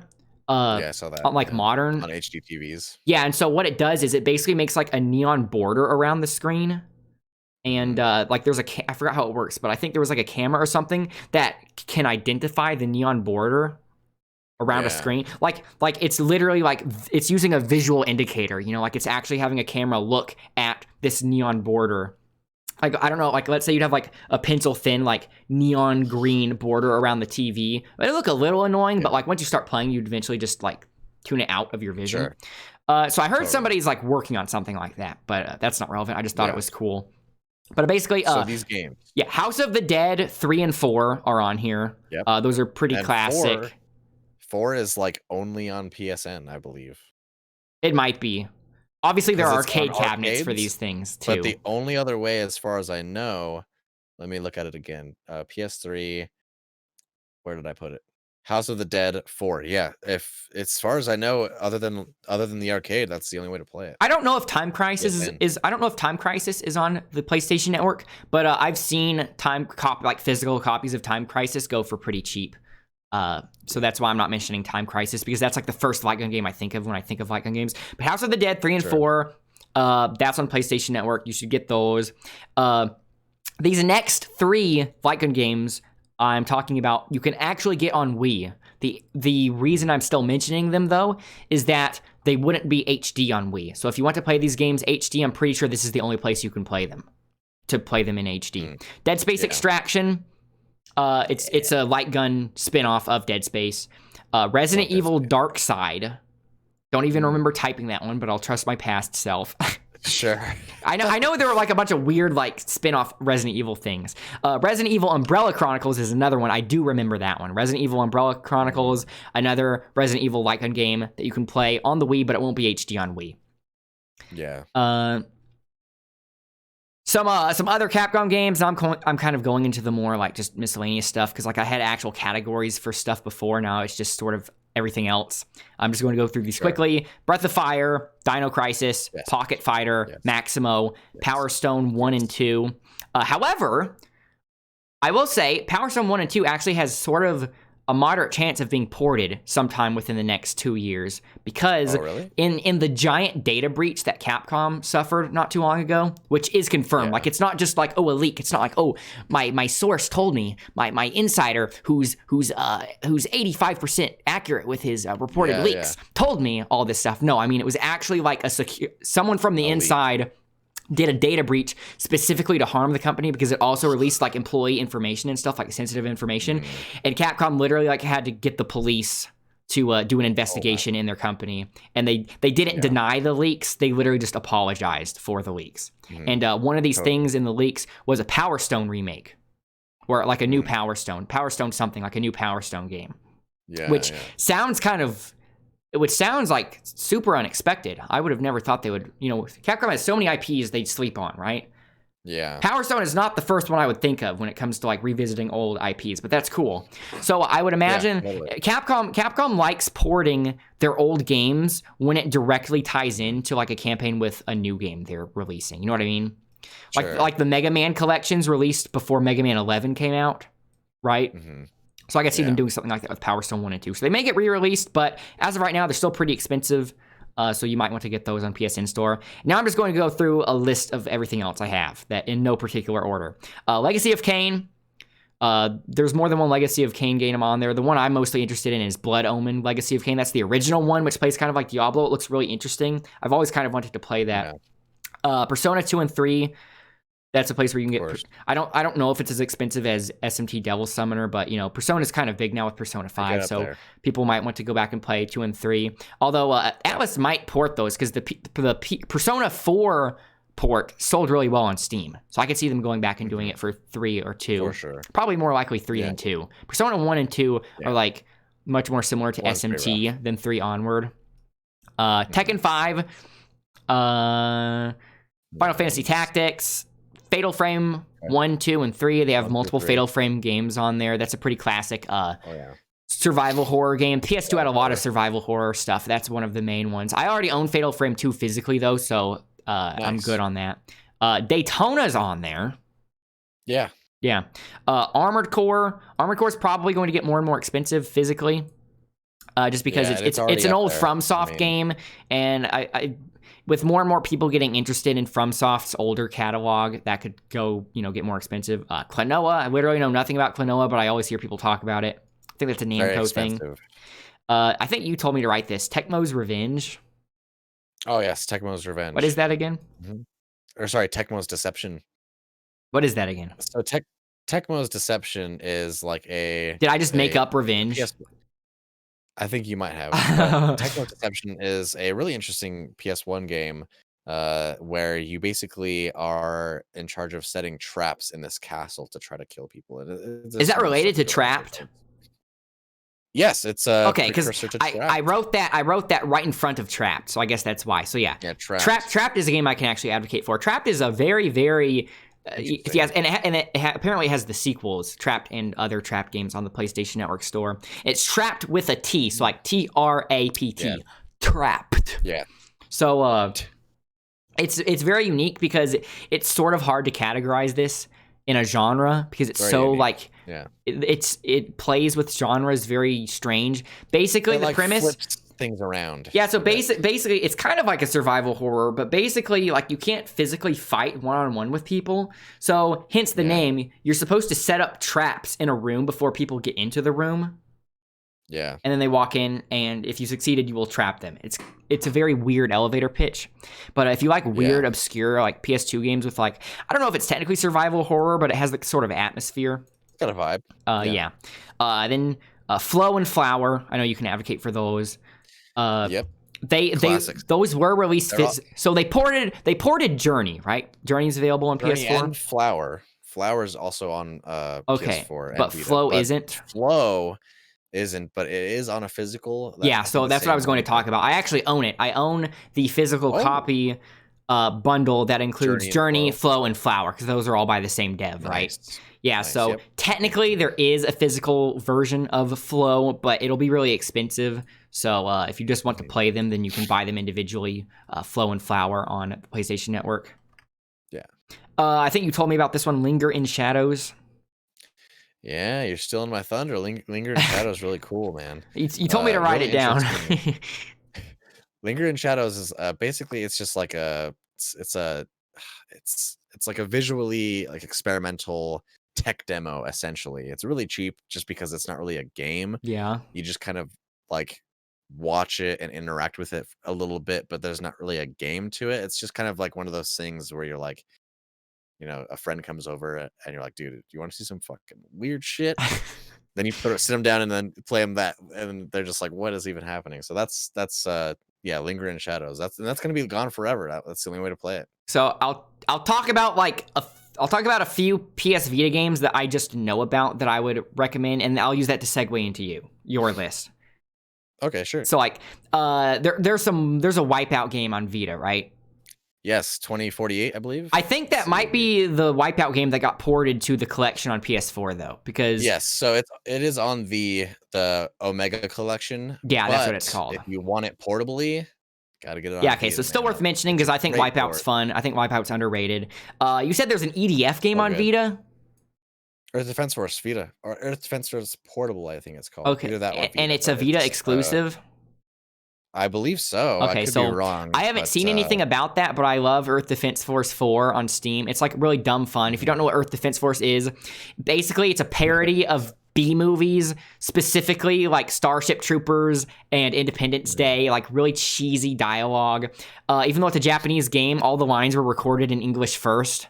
So like they specifically were going for like a really cheesy like American B movie vibe. And literally all you do is shoot giant insects and aliens. You shoot bugs and aliens. Yeah. So if that doesn't sound fun, you won't like the game, but if that sounds fun, you will probably like the game. It's classic, yeah, for sure. Apparently you said there's a Bomberman game on Vita as well. That's an exclusive. I like I was gonna say it's on PS3, and I think it's cross-buy with. Vita. Oh yeah, okay, yeah. Bomberman Ultra, I think it's called. Yeah, it is. I didn't specify if it was Vita or not. I couldn't remember. Yeah, there's a PS3 exclusive Bomberman game, and I haven't played that specifically, but I have played other Bomberman games. I feel like with Bomberman, it hasn't really innovated much. So if you've played one Bomberman game, you've kind of played them all. But if you specifically like want to get the one that's exclusive to PS3, then you would want to get that. And I will pass that to your list now. So now if you're mentioning things that I would have a question about, I'll ask you, or if I corroborate something on your list, I will interject. Just to start, I've got so much on the list. I'll probably try to go pretty quick with things. But there's so many amazing games out there that are otherwise we're not reviewing each of these games. We're just like doing like a quick recommendation. Yeah. So if you want me to start on Vita, just kind of where you left off, just because the Vita is amazing. I love the Vita. I can do that, but I do want to go back to PS1 pretty quickly after this. So let me get with. Well, I would do it in whatever order you want because it's your list. Sure. Because I'm assuming which section of yours is the biggest. PS1 for sure. Really? Okay, you're kind of you're the resident PS Vita expert here, though. So like, you decide if you want that to be your like opening statement or the closing statement. Sure. Since we're on the topic of Vita, we might as well just segue into Vita. Now, of course, a lot of the PS1 games, like I said before, will work, and PSP games will work on Vita. So that's a good thing to keep in mind. So let's start off. I want to bring up a couple games that I spent a lot of time with on Vita that are DLC that have DLC, and that would be Child of Light. Child of Light is on a lot of things. So these games some of these games like are physical, but it's just that the DLC is not, obviously. Yeah. So Child of Light you can get physically for Vita. It's up there in price, but nothing crazy. It's definitely doable at the moment. But Child of Light, definitely get the DLC if you have it already. Counter Spy, really fun game that's also on PS4, but it's digital only, so grab that for your Vita or it's cross buy. So if you buy it on PS4, make sure you download it to your Vita. Crypt of the Necro Dancer, I believe also cross-buy for your PS4. So Okay, if you can have it get on that. You can get PS4, that on Steam or Switch, though. super good game though. If you want it for your Vita, get it for your Yeah. Vita. Demons Tier Plus, super expensive physically, upwards past hundreds of dollars. So Demons Tier Plus, really cool, kind of a roguelike game where you can, you're basically just going, deeper and deeper into this dungeon. Really cool game. It's kind of a twin stick shooter in a sense. Freedom Wars, I can't stress enough. Freedom Wars, I love Freedom Wars. Great game. It is physical. It's pretty decent price at the moment, but who knows? But the biggest thing would be the DLC. You guys want to make sure you get the DLC for Freedom Wars. If you already have, like, I already have Freedom Wars and I've played it a good amount, but I totally forgot about the DLC. So going through all my downloads, I was like, oh wait, doesn't Freedom Wars have DLC? So keep an eye out on those DLCs for a lot of those games that you have. I do want to give a shout out. Like Tanuki said, there's a couple of these games are elsewhere, but Hotline Miami 1 and 2, I played it a ton on my Vita. It's a great game, perfect for the little nubs. Yeah, that's another Switch and They're Steam game. It everywhere. goes on sale all the time, but yeah, it is a pretty popular game, or a pretty well-liked game, so it's still worth mentioning. Bit expensive physically, and I believe they're cross-buy as well. Helldivers, super great game, cross-buy as well. But Little Big Planet Vita, now that one obviously exclusive to Vita, but Little Big Planet is a classic. People still play it. People are still doing their own levels for it here and there. You can kind of still spot people playing Little Big Planet Vita. Isn't that game like super online driven? No, I mean there's a ton of you can like download levels that other people have made and stuff, right? Other people can make levels. Will that still work once the PSN is shut down? I'm not 100% sure, but even if that does, there's still a really solid single player, so I highly recommend it either way. And there is DLC for that, so definitely look at that. Salt and Sanctuary is cross-buy on PS Vita. Great game, love that game. Severed, now I want to Severed it was originally a Vita exclusive, and it did end up going to mobile platforms just because it's a lot of swiping and stuff, like for slashing off of monsters like appendages and whatnot. But in my opinion, it's at home best on Vita because it's where and I'm sure a lot of people are like us in that they wouldn't count mobile ports because playing a game with just a touchscreen is definitely not the same thing as playing it with buttons. Yeah. So, and I believe that is physical too, but who knows how crazy that's going to get. A really big one, there's a couple that are from Housemarque. Housemarque's a great developer that does, Nex Machina, Resogun, Matterfall. Matterfall. Super addicting games. Super Stardust Delta is going to be gone. Housemarque, also remind people, Housemarque is the studio behind Returnal, coming out soon on PS5. Yeah, PS5 Returnal. So I'm super stoked for that one. That's one of the only games that are even making me want to get a PS5. Yeah, that's honestly the only PS5 game I'm actually interested about so far. Yeah.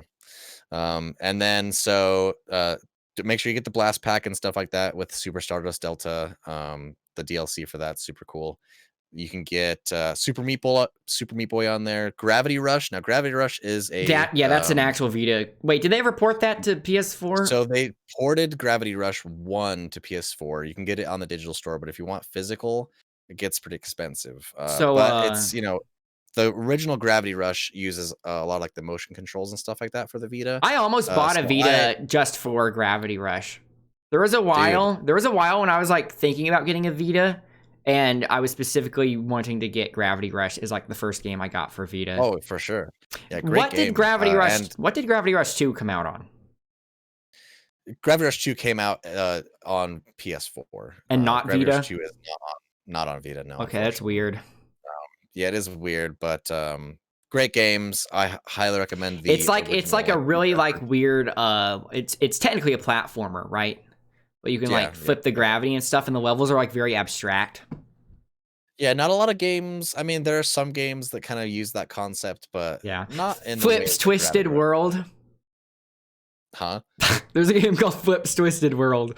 Move on. Shout out to Flips Twisted World. Yeah, obviously.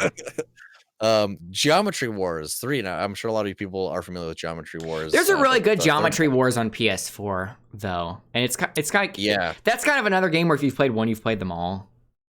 Sure. But if you want it portable on your Yeah. Vita, there it is. Now the Metal Gear Solid collection on Vita actually has a lot of praise for being the best way to play those I didn't games. know that was on the Vita. So is this the same collection that's on PS3 physically on PS3?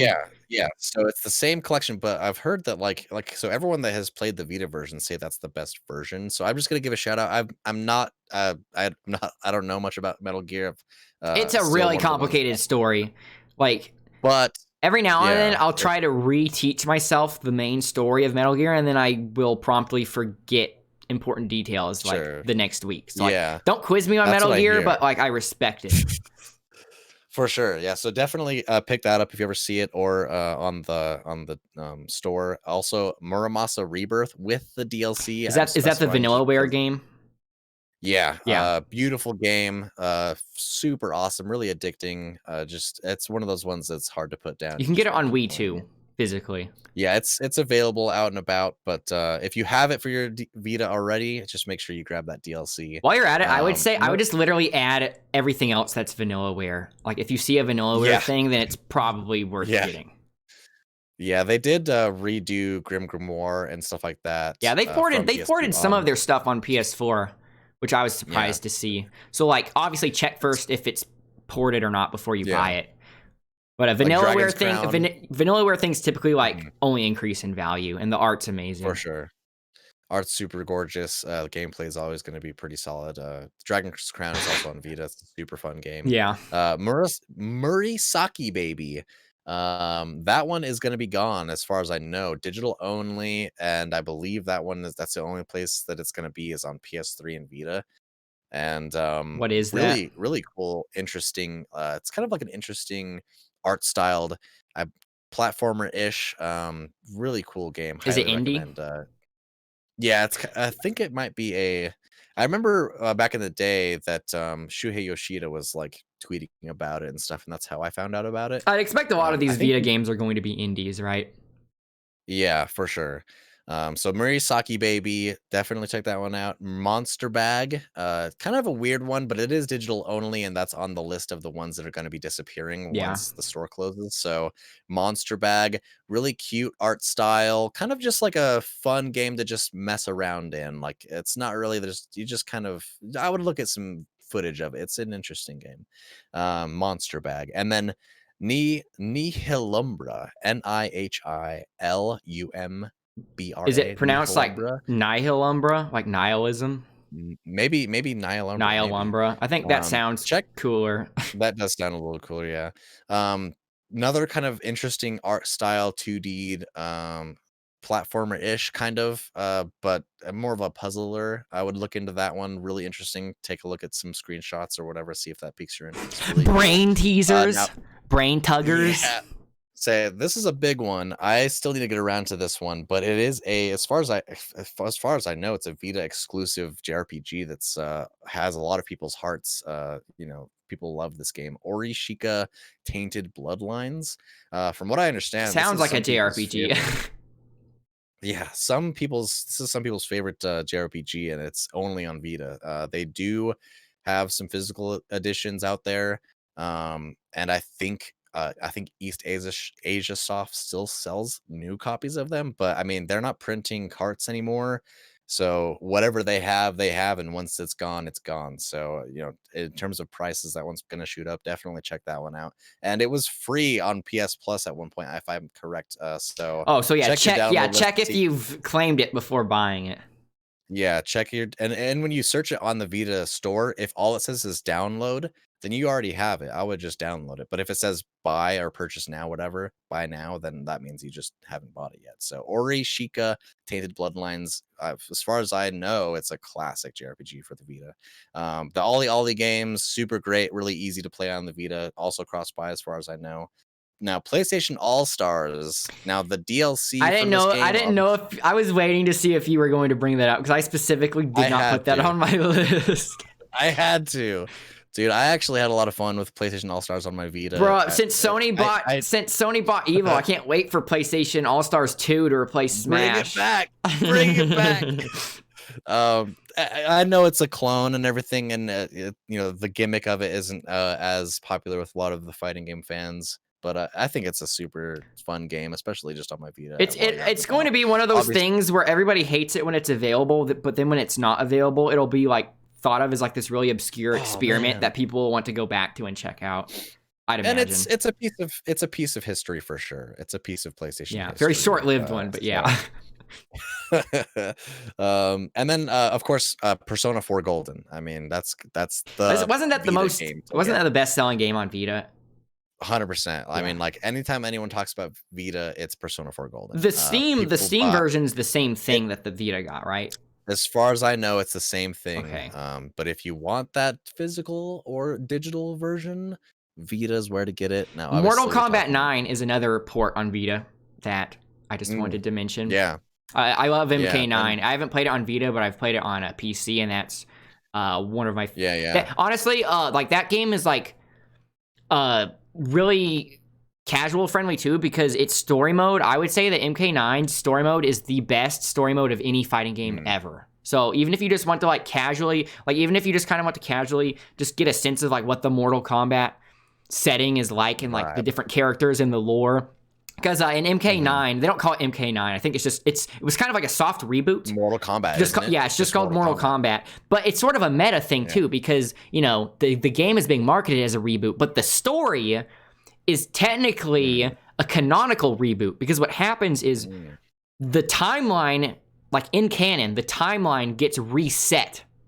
And so it's like a retelling of the events from MK1 through 3, but certain things are slightly different. So it's like one character might get saved that wasn't saved in the original canon, but in doing so, like someone else gets killed. Or like for example, Smoke gets turned into a cyborg in the original like MK1 through 3.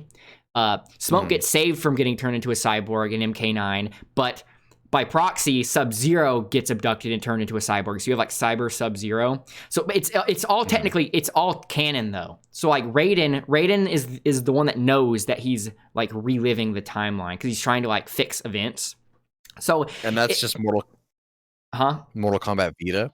Yeah, it doesn't say 9. It is Mortal Kombat 9, but it's branded as a reboot. But it's like one of the most clever ways of handling a reboot I've ever seen, because it's in universe, the actual timeline got rebooted canonically. So like if you it doesn't trivialize the events that took place from MK1 through 8, right? So like if you know about the story from MK1 through 8, it's still valuable in knowing those things because you get a bigger perspective on what's happening in MK9. But even if you haven't, you can pretty much treat MK9 as like the start of a new timeline. So pretty cool. Yeah. Okay. And then to add to fighting games on Vita, Street Fighter Cross Tekken is on Vita. I did not know that was on Vita. That's another game with a ton of DLC. I don't know how much of it's worth getting. But if there's something you want, then check. A lot of people, it's one of those kind of divisive ones where a lot of people don't like that game. Another thing that gave that game really bad PR is I'm pretty sure that's the game that had on disc DLC for the physical version. Yeah. And when Ono was asked, when Ono was warned about this, he said to not worry about it, because why would people want to check if there's on disc DLC? That's illegal. Why would people want to do that? That's illegal. Lo and behold, people found out, unsurprisingly, and there's some backlash for that. And there was like a weird gem system. Yeah, people don't like the gem system. Something I do think's really funny about the game, wasn't funny at the time, but in hindsight, it's funny because now we're like actually getting new Mega Man stuff, kind of, with like Mega Man 11. But this was Street Fighter Cross Tekken was like definitely in the dark age of Capcom, right? And there was like no sign of This was like right after they canceled Mega Man Legends 3, right? Around that time.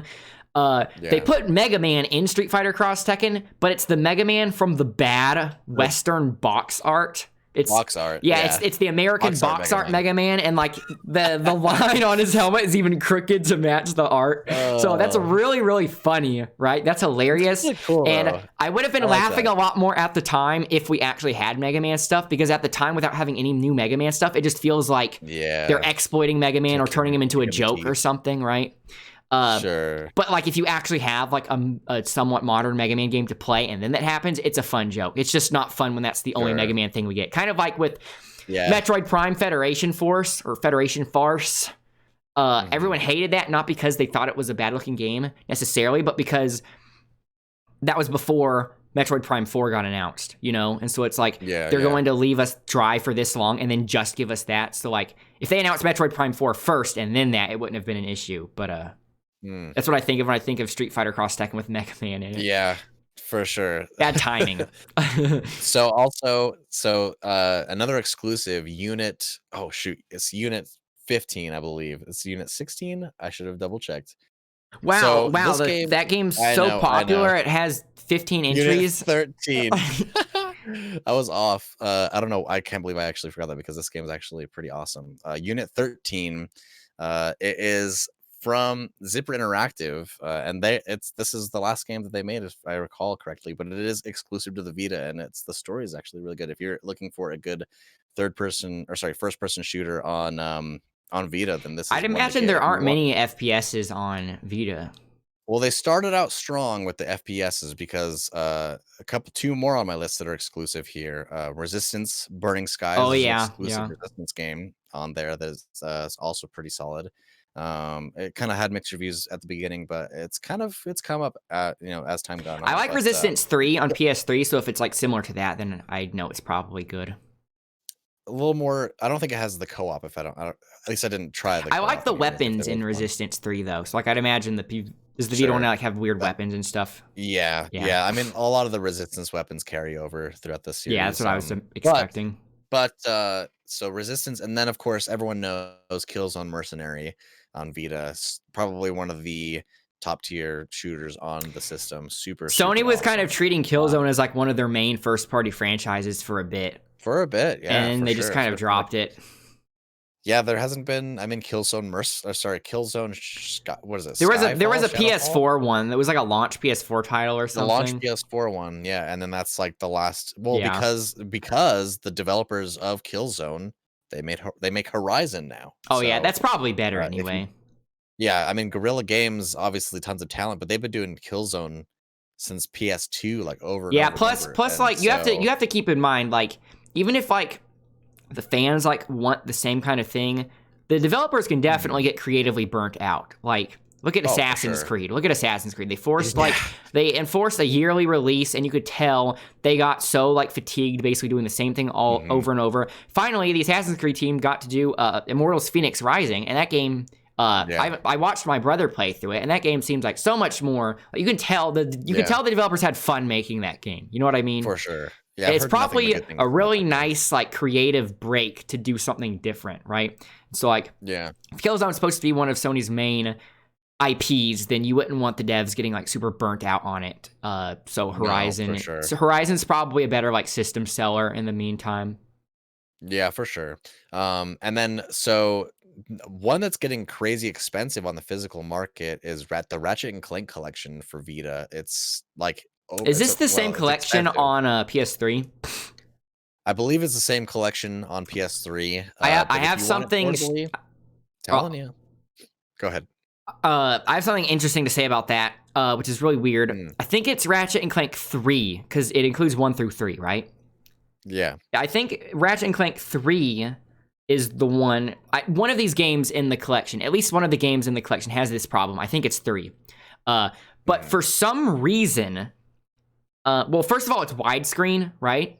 So instead of using the original aspect ratio, so in some of the cutscenes, because they expanded it to widescreen, some things are in the shot that were never meant to be in the shot, and so it's just really awkward sometimes because you see like these things just like standing right there, or things that look really weird or like not finished.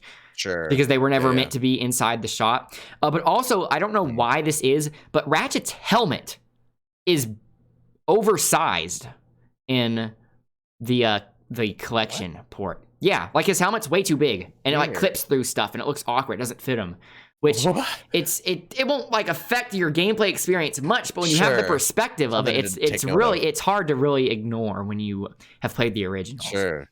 I just wanted to mention that. So there is still a value in buying a physical version of the original Ratchet and Clank games. I think it's 3 though. You might want to look into it, but I know it's at least one of those in the collection. For sure. And then if you have Race the Sun on any of the other systems, cross buy. So definitely grab Race the Sun. Super fun, kind of endless runner game. Really, really cool. And then now this is another exclusive that not many people know about.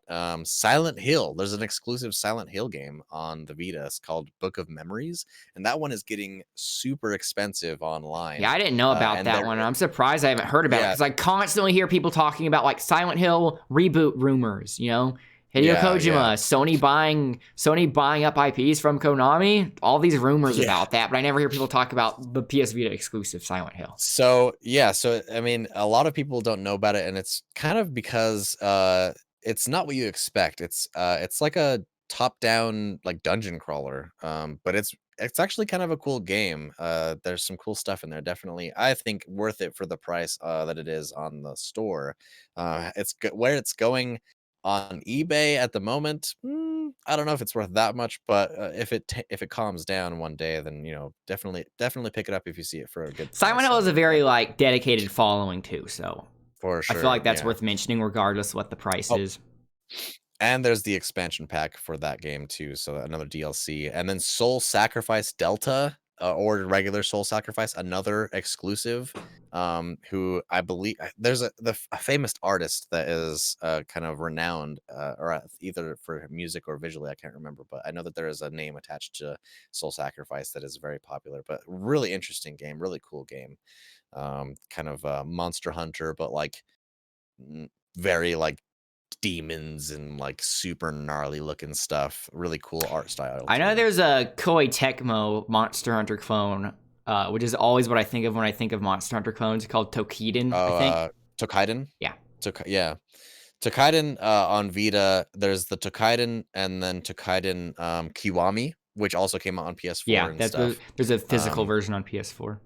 Yeah, super fun game to have around if you're into that whole Monster Hunter stuff. I've played a good amount of the Kiwami stuff. It's a good probably game not as good as Monster Hunter, but still worth checking out to see how it's different compared to Monster Hunter. Like if you're one of those people that like puts in like hundreds of hours in Monster Hunter and you're like wanting to play something different, then like maybe it would be worth just checking out to compare, It's a fun game for sure, especially portably. And then so we have and then Super Monkey Ball, Banana Splits DLC and stuff like that. So obviously Super Monkey Ball. Is that the one that was on 3DS? I'm not sure. Banana Blitz. Anywhere else. The banana. Everyone just wants them to like either port Super Monkey Ball 1 or 2, or like make a new game in the style of 1 or 2. But then like. Yeah, they seem to have doubled down on like the 3DS one's format where you can like jump, and I feel like having a dedicated jump button is kind of contrary to the design of a marble game, right? Yeah, I mean there's been a lot of marble games that have incorporated. Shout out though to Rolled Out. I don't know if the Kickstarter's still going on, but there's an indie dev making a game very much in the style of the original Super Monkey Balls, like 1 and 2. Called Rolled Out. Don't know if the Kickstarter is still going on, but he like updates a blog about it, so you might want to look into that for like an actual like OG styled marble game. Definitely. What were you saying, marble game? Oh shoot, I forgot. Super Monkey Ball. It's getting a little bit expensive physically, so if you're into the Super Monkey Ball stuff, like everyone should be, definitely grab it because I mean, come on, can't go wrong. It's monkey, it's ball, and then. It's monkey. It's ball. One of the arcade cabinets I want to play in real life the most is the Monkey Ball cabinet. They have a banana for the joystick. Oh, that sounds cool. I don't think I've seen that.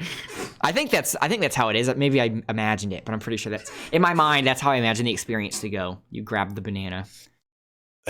And then, of course, Shovel Knight's on Vita with all the DLCs. Super, super, super good game. Yeah. So Sound Shapes. So with all this talking about how like Sony's doing like horrible support for their own stuff and like just doing bad business. Shout out to a Yacht Club Games though, because Yacht Club put Shovel Knight on like almost every console, right, including PS Vita and 3DS.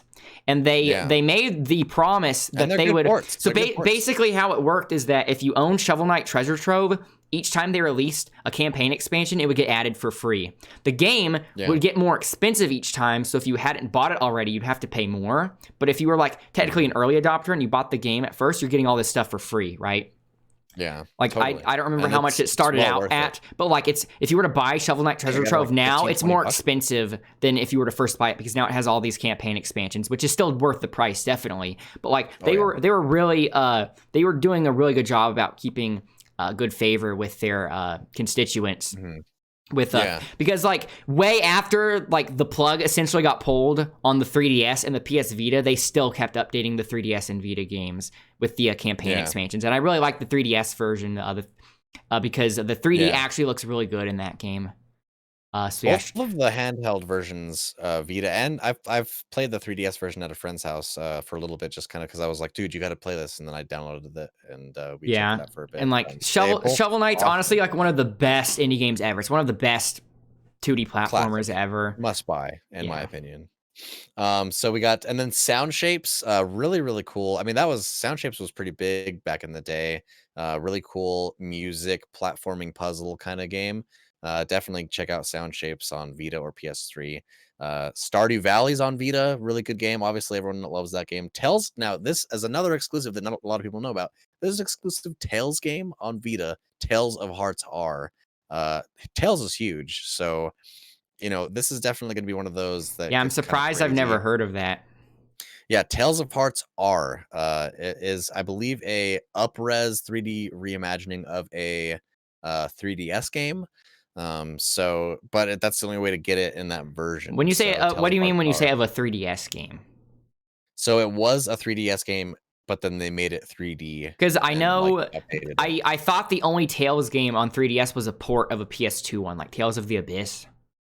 I think it was a launch 3DS game too, or like really early. Tales of the Abyss.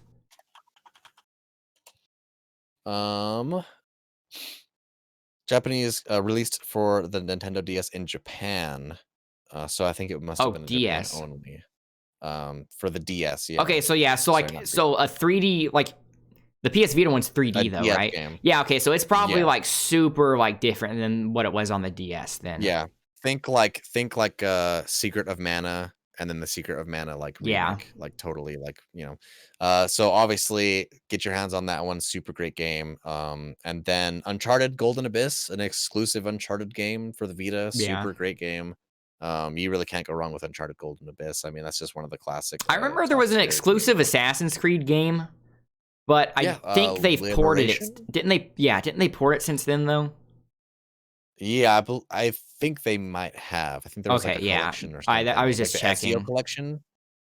I think I don't know, but yeah, there is an exclusive. The Assassin's Creed on Vita has a female main character though, right? I'm not sure. I'm pretty sure it does, because I remember them saying like, "Oh, it's the first female lead assassin in Assassin's Creed." Wasn't there like a whole thing about how they couldn't animate female characters or something? Like, I don't remember, but like that would be like the giveaway to see if it's the game that I'm thinking of, right? Like if you see Assassin's Creed Liberation with a female main character like ported to PS4, then that's the Vita game, I'm pretty sure. For sure. And then let's see, where were we? Oh yes, Uncharted. So the next in line would be Urban Trial Freestyle on Vita and PS3. These it's basically just Trials. If you guys are familiar with the Trials games, this was like PlayStation's attempt at getting that on their system. It's a fun game. I mean, if you like Trials, it's there. It doesn't really have like the level editor or anything like that, but it's a fun game for sure. And then let's see here. Oh yeah, MotorStorm RC. So if you guys are familiar with the MotorStorm games, it's not quite similar, but it is exclusive. It's a top-down kind of RC arena kind of like racer game. It's pretty fun. I've been playing it a bit. There's DLC for that. There's tons of DLC for that. So definitely, if you have it already or if you're interested, make sure you grab the DLC. Now, this is another big one for me. Just because I'm so intrigued and interested in this series, the Yeast games. So the Yeast. Is that how you pronounce it? Yeah, as far as I know, Yeast. Yeah, it's spelled YS, right? For anyone that's just hearing it phonetically. Yeah, I think that's a horrible marketing decision. Sure. But the Yeast 1 and 2 Chronicles, and so all the Yeast PSP games that are on Vita get pretty expensive. There's a Yeast, I believe it's Yeast 7 or Yeast 7. There's a collector's edition copy at my local shop that is like almost $200 for PSP, and it's on Vita and PSP, so definitely grab that. The Yeast 1 and 2 Chronicles, it's about like $15 on the store. East the Oath in Felghana, and E7. Those are both The all those are $15. Felghana. Huh? The Felghana. Something I don't know, man. And then East 8, the Lachrymose of Diana or something like that. Dana. That one, it's still about full price on the store, but physically, they don't make the games anymore, like to print for the Vita. So if you wanted, That's the pretty much the physical case for edition, a lot of these Vita games, right? yeah. So that's why I say like Vita's like just all around going to be pretty expensive to collect for. But I had to pay like I think $80 for my copy of East 8 on Vita, which is like I could have just got it on PS4 for like 30 or 40, but it's like I want the portability of it and everything. So, and then of course East Memories of Celceta, that's another one that's getting up there. So those are all great to have on your Vita to go. And then this one is another one that's going to be going forever, off of the store. TXK. It's basically just a Tempest clone. That's a really cool Tempest clone. Tempest is cool big though. fan of it. Yeah, I Tempest can't is think awesome. of like any games that have tried to evolve the Tempest formula at all. We'll get into that once I hit my PS1 games. Oh. But Tanuki's like, oh my god. But so yeah, TXK, definitely check that one out. And then I just want to give a shout out to Velocity Ultra and Velocity 2X. Super awesome shmups on the Vita that are, they're on PS4 and everything too, but really, really fun to play on the Vita. So that's it for Vita on my side. Whew. Whew. Yeah, I could have kept going. Yeah, I don't doubt that. There's a lot of Vita that's pretty fun to have on the console. It's a fun little system. But I will go to the PS1 now. The PS1 is a big chunk of stuff that I'm kind of panicking personally about, because it's like a lot of this stuff is so expensive. Yeah. And the only way to get it affordably, legit, is through the PSN store. So I'm like literally having an existential crisis of like, should I really drop all this money? And then all the stuff about the battery and this and that, and I'm like, oh my god. So I'm kind of freaking out. But let's try to blast through these, because this is a big chunk. But definitely look into these games if any of you guys are interested. So Alundra, super cool game, RPG puzzler, kind of it's not turn-based or anything, really cool. Arc the Lad 1 through 3. Arc the Lad RPGs, JRPGs, classic JRPGs. Highly recommend if you're into that. Definitely look at it. And then Tanuki brought up the Armored Core games. Those are getting up in price. Also made by From Software. Blood Omen, Legacy of Kain, he brought that one up. Yeah. Breath of Fire 4, that's another JRPG that's getting crazy. Yeah, I mentioned expensive. that one too.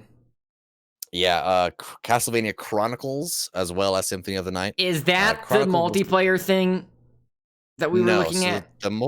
I haven't brought that one up yet, but I'll get to that when I get to the PS3 ones. Okay. Because that one is interesting. But Castlevania Chronicles is basically like that's the Castlevania 1 game. Port. I'm not 100% Yeah, sure I looked it up, and it was like a PC version of Castlevania 1, and then it got ported to PS3. Oh, interesting. Yeah, so it's basically Castlevania 1, but it looks different, and it sounds a little different. Okay.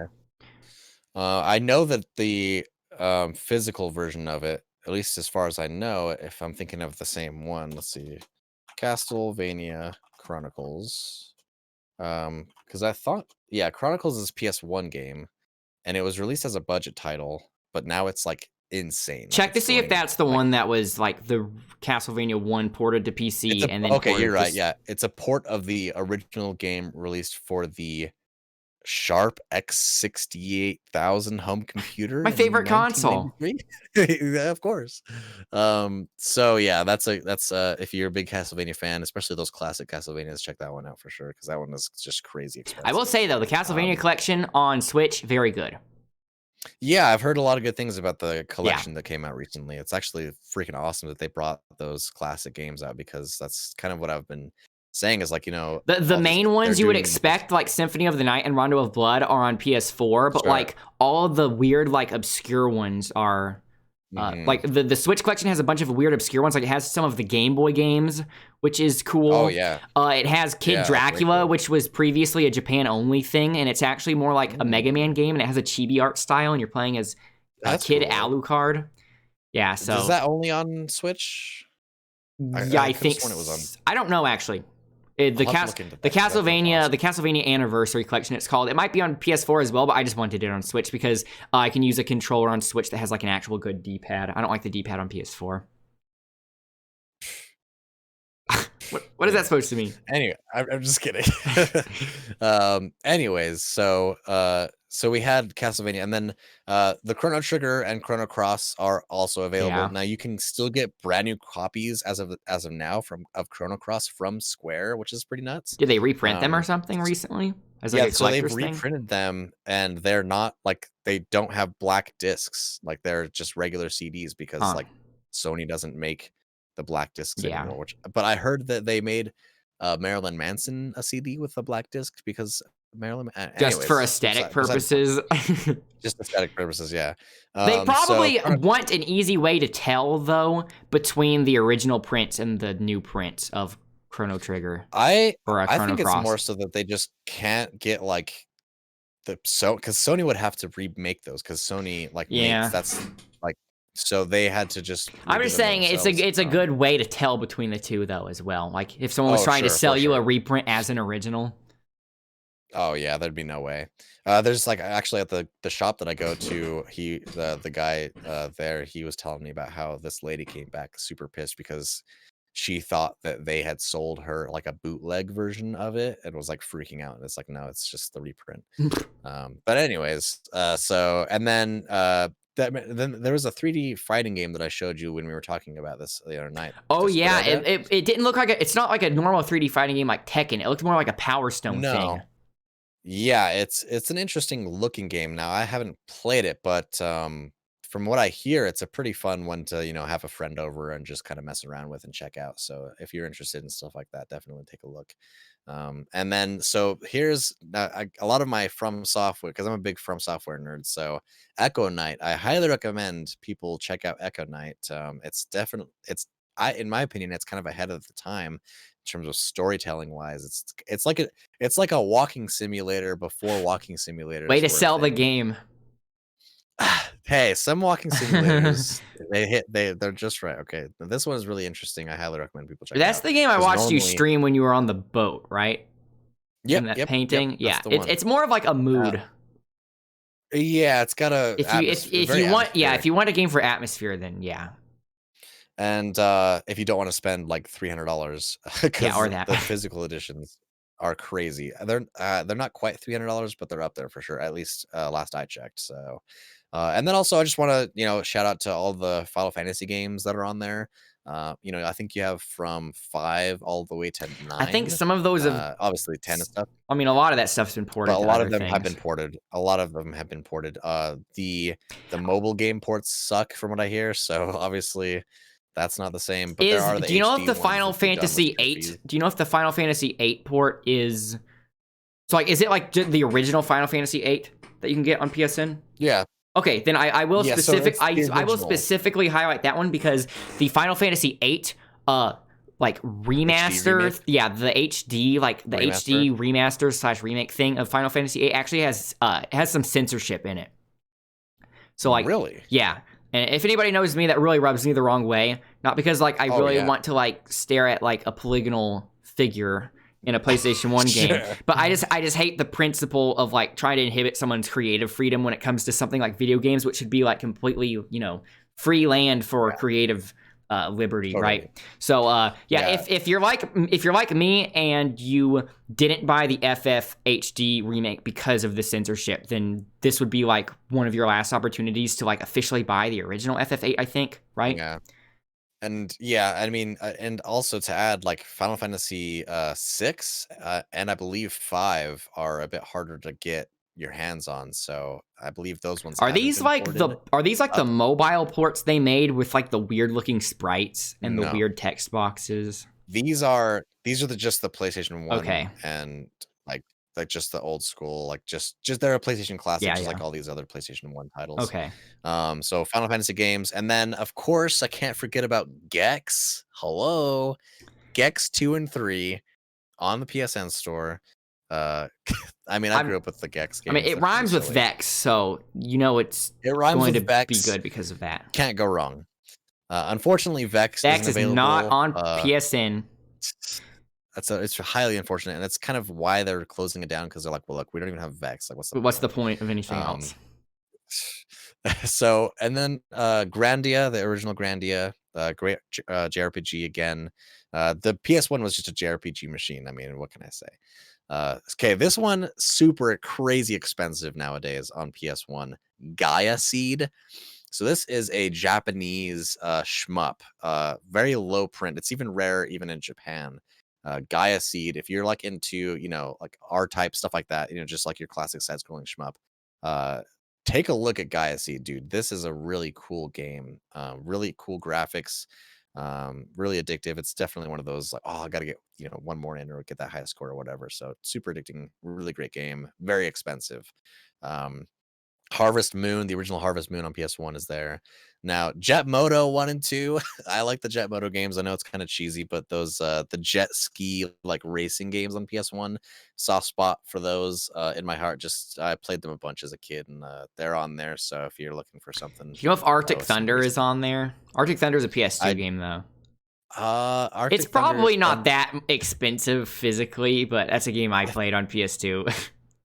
I might have seen it, but I'm not sure. But possibly. Is it the Yeah. MotorStorm Arctic something? I know that there's MotorStorm's Arctic something. I don't remember. But and then we get to some weird ones. I actually just recently picked up Jumping Flash 1 and 2. Um, Jumping Flash is an old PS1 first person platformer. So imagine in your mind a platformer on the PlayStation 1 that is 3D and first person. Very I've weird. seen this before, but I didn't know that's what it was called. Yeah, Jumping Flash, super interesting games. A little piece of history you can snag up for a couple bucks. And then like Tanuki brought up earlier, and Klonoa Door to Phantomile, very expensive platformer that's very loved. So definitely check that one out. And then did you say Legacy of Kain Soul Reaver, or was the one that I you just brought up said the earlier? Legacy of Kain games, and then I specifically Oh, pointed okay. out Blood Omen as like I think that one's harder to find because Sure. at my local used game shop, I found like a bunch of copies of like the Legacy of Kain Soul Reaver games. But Mhm. Blood Omen honestly Yeah. looks the most interesting to me, and that's the first one, and it looks more like a Diablo type game. Totally. Yeah, for sure. Yeah, the Legacy of Kain stuff, it's definitely one that has piqued my interest as well. So I need to get in on that one. And this one is huge. I mean, if you guys are JRPG fans at all and you don't know about this game, there's a couple of games like that in here actually, but Legend of Dragoon. I mean, Legend of Dragoon. If you aren't familiar, you are in for a treat because this is like an amazing game. You can get it for like $6 on the PSN store. It's a super high budget. I mean, Sony really went all out on this one. It was like to be the Final Fantasy killer. Like that was like it was like awesome game, super great, and it's still a lot of people are still trying to I they're can't still think of hoping any for other a cases in which like a first party studio tried to mhm. go in on like a JRPG. I mean, I'm sure there is some out there, but Yeah, but like or like when you think of like first party. Xbox, Sony, Nintendo, Oh, dude, Lost Odyssey on Xbox 360. Lost was that Odyssey? first party? That's I guess only it's on an Xbox. exclusive, so I guess it would Oh, be. actually, no, that's Square Enix, but I Okay. mean, still. Anyways, but yeah, I mean, you're right. That's definitely Still, a it's bit still of a kind of rarer unique one. in that sense, because like finding a classic JRPG that's not Square and that's not Monolith Soft, it's a little Mhm. unusual. Yeah. So Legend of Dragoon, definitely grab that one up, and then Legend of Mana. I mean, the Legend of like Mana Didn't and that get like a big Legend remake of thing recently? yeah, Remake yeah. collection, So yeah. but if you want so they changed the art style, like it's Yeah, from it's 2D sprites to the 3D. yeah, so there's still some So value in getting the original one for just the yeah, and authenticity. then I believe Secret of Mana as well Yeah, is the same deal. And then let's see. Oh yeah, so this is the Tempest clone that is really really wild. It actually has music from the Crystal Method in it. If any of you guys were into like techno in the 2000s, so it's N2O nitrous oxide. what Really is? cool game, Oh, and that's the it's name so of the and game? that's the name of the game. N2O nitrous oxide. What are people thinking Six with some of bucks these names? and you're going down a tunnel in a ship shooting bugs to a rockin' techno soundtrack. Take a look at it. It's actually a lot of fun. And it's not very well known, but fun PS1 game for sure. And then I want to shout out just to the Namco Museum Volume 1 through 5s on the PSN. I spent a lot of time with those as a kid. Um, it's cool because you can like walk around like this like virtual museum, and like it has like art of like the games and like that have like them making them and stuff, and then you like walk into a room to actually play the game. Yeah, Really more of cool a mood, games. like that element Yeah, of for it. sure. And then, of course, and then there's the actual Namco, like, OG games, Yeah. but to me, the importance of these is the, like, walking around the museum and, like, checking stuff out. That was super cool. Another one that is kind of a hidden gem that not a lot of people know about on PS1 is Pandemonium. Pandemonium is so crazy. So if you're looking for, like, a trippy platformer, uh Did Baby, I my hear a cat wants to cat? get out of my room. My cat wants to get out of my room. So the Pandemonium is super awesome. Let me get my cat out of my room so that she can stop crying. Okay. Baby's crying. I'll be right back. One sec. So Pandemonium, way cool. I'm actually trying to get a physical copy of that right now. So it's not too bad, but hey, if you can get it for $6, dude, that's a steal. And then Parasite Eve 1 and 2, obviously super classic JRPGs. Um, really interesting, great art, great story. Can't really go wrong with Parasite Eve 1 and 2. I mean, come on. $6 each, awesome. And then also, I do want to shout out the original Resident Evils. I know that they've remade the Resident Evils, but if you want that The crunchy, remake though is so different. Like it's so The different, yeah. RE2 remake and the RE3 remake are basically different games. The RE1 And remake actually is pretty those are good, accurate and it's just like a classic. graphical overhaul. But as for 2 and 3, those are very different. Yeah, I mean they have like Did the I ever say Resident Evil Dino HD. Crisis? Did I ever say Dino Yeah, Crisis? you did. That's another. Yep. Okay, that's Yeah, another thing that I should be skipped mentioned. I skipped over Dino Crisis Okay. 1 and 2 on my list here, so you should have said them.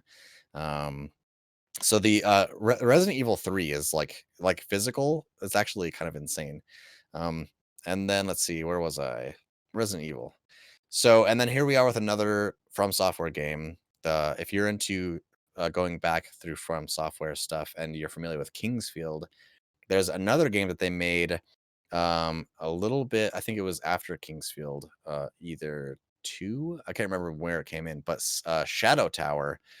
Shadow Tower. It's very, very, very similar to Kingsfield, just a different story. And that's another one that is crazy in price. As someone who wants to have a complete From Software collection one day, that's one of the ones that I've kept my eyes out on for a while, but it's just every time I encounter it either on eBay or whatever, it's just I can't justify the price. It's just crazy. Same with Silent Hill, the original Silent Hill. That is getting nuts in Yeah, it price. Now doesn't there's really need an introduction. yeah, exactly. And then now here's okay. When I said Legend of Dragoon is a must-have JRPG, there is another series that I feel does not get enough love, and that's the Suikoden games. Suikoden 2 specifically is the one that I've had most experience with. Suikoden 2, and Suikoden, from what I understand, the original Suikoden leads right into Suikoden 2, but I just started on Suikoden 2, and I played a lot of it. I never finished it. It's one of those ones that's kind of like nagging at me in the back of my head. I'm like, oh, I gotta finish Suikoden 2, but amazing game. I'd say I consider it a must-play JRPG if you're really into that old school style. So Suikoden 1 and 2. There's also 3, 4, and 5 on 3, 4, and 5, I think, on PS2 classics as well, but we'll get to that. Tecmo's Deception, where I brought that up. Tekken 1 and 2, those are on there. Misadventures of Tronbon, we talked about. Yeah. Threads of Fate. It's another Square JRPG. I played this game on a demo disc on PS, on like a PlayStation Underground or something. You know, one of those old demo discs that would come on the PS1. And I own some of those. I own some of those demo discs just because they were selling them for like $1 each. My local used so game cool place. It's such a weird like time capsule thing to buy. It is, for sure. And I actually didn't even remember this game until I was looking through all the games. And I saw like just a snippet of it. I was like thrusted back into my childhood. I had like a freaking epiphany. I was like, oh my God, that's that game that I played that I totally forgot about. So Threads of Fate, I played the demo of it like multiple times, like over and over. I thought this game was so sick, but I never had the money or like found it in the wild. And then I forgot what it was entirely until just recently. So Threads of Fate is one I'm going to be picking up for sure. It's from what I remember, I had a ton of fun with it. I'll check it out for sure. And then Tokobot Plus, really, really cool PS1 game that not a lot of people know about. I'll check that one out. Highly recommend. And then the Tomba games, Tomba 1 and 2, those get crazy expensive. And I forgot why, but I saw Tomba, like, Go ahead. I was looking up something the other day and Tomba was coming up. I forgot what it was. I think it might have been like, I played a game. Tomba? I played a game on stream or something, and then I saw like a company at the end, and I didn't recognize it, so I looked it up. I think it was Ghosts and Goblins Resurrection when I beat the like the final boss on the first loop. There was a company that showed up, and I didn't recognize it, and I looked it up, and it was like the company that made Tomba, but I was surprised. But like it said that like they didn't exist anymore or something, but their name was in the credits. Whoopee Camp. Yeah, that. I remember that. Yeah. You were saying Tomba, and I was trying to just remember where or why I've seen Tomba recently, and that's why. Yeah. But yeah, so Tombas, those are getting expensive. And funnily enough, Twisted Metal 1 and 2, they're getting expensive on the physical side of things. And those are, I mean, unfortunately, a game franchise that never really took off. But I mean, well, at least for me when I was a kid, they were huge. I mean, everyone was like, "Oh, let's hang out." I don't know what town you're living in. The better one, I guess. Police driving through a neighborhood, like, oh, be careful. This is the neighborhood that doesn't like Twisted Metal. Yeah. These are those weird kids, the smelly kids that don't like Twisted Metal. When I first saw the announcement trailer for Destruction All-Stars for PS5, you know, like that Destruction Derby thing. Oh, yeah. I was hoping that was going to be like a revival of the vehicular combat genre, like even if it's not Twisted Metal. I hope somebody will pick up the vehicular combat torch sometime. But watching Destruction All-Stars, it didn't really like it seemed to be almost there, but they didn't really want to go all the way. It seems like they were trying to go more for like battle royale formula, you know what I mean? Yeah, and I mean, I haven't played it, so I can't say, but it seems like it's dropping off a bit. Yeah, and the issue is that even though it was free on PS Plus for PS5 owners, like that's great, but now the game is $70. And it does not look worth $70 at all. I thought they brought it down, but I mean, I don't know. I just remember at the time that when it got added to PS Plus, like the actual price of it was $70. So like it's a cool PS Plus game, but I wouldn't imagine it's going to have many new players after the initial PlayStation Plus surge. You know what I mean? Yeah, I could have sworn that they brought it down. I hope they did. I'm not buying. I will specifically like not buy $70 games just to prove a point. $20 at GameStop right now. So wow, maybe is that used or new? Let's see. Doesn't say. It's loading. It's taking forever to load. Brand new, $20. Oh wow. Okay, they didn't stick with that $70 price tag very long. Yeah, they really believe in that product for sure.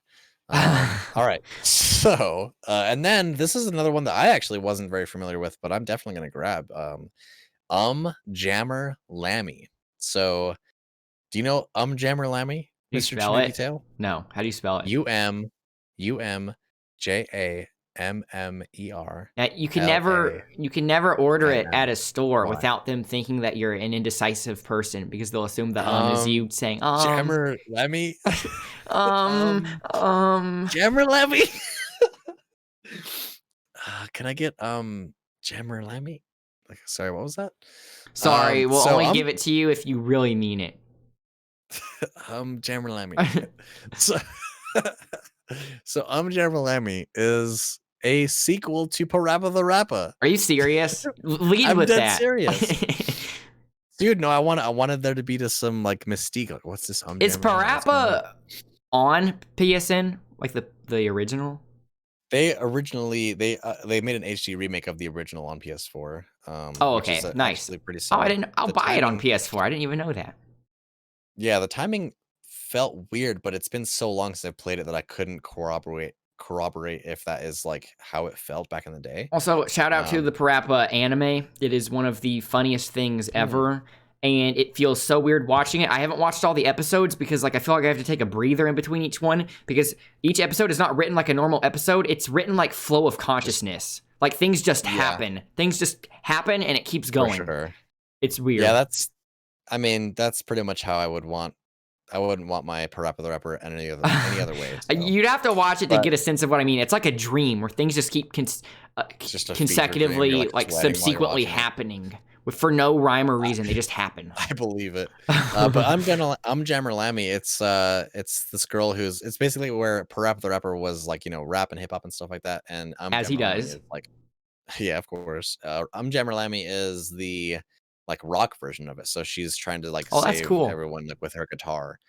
So it's pretty cool. And then Vib Ribbon is another expensive one. Vib Ribbon, PS1. Not a lot of people know about that one. It was released in Japan. It's an interesting, very weird, quirky game. And I think the functionality still works on the PS3, but originally you could take out the game disc, put in a CD on your PS1, and then it would play, like, because it's a music game, it would play the music from the CD and the gameplay would go around that. So that's interesting. You can still do that with Vib Ribbon, I believe, on the PS3. I think you can still do that. And then I do want to bring up Wild Arms 1 and 2, another classic JRPG series. I mean, I like the art from that game too. $6, yeah. I mean, for $6, come on, can't really go wrong. So yeah. And then I had Xenogears, but I believe you already brought Xenogears. Anything anything Monolith Soft. Yeah. If there are other Monolith Soft things on there, then I will abdicate it. So that is our PS1, my PS1 list. You said that was the biggest list you had, right? Yes. Okay, that one. What are the next categories?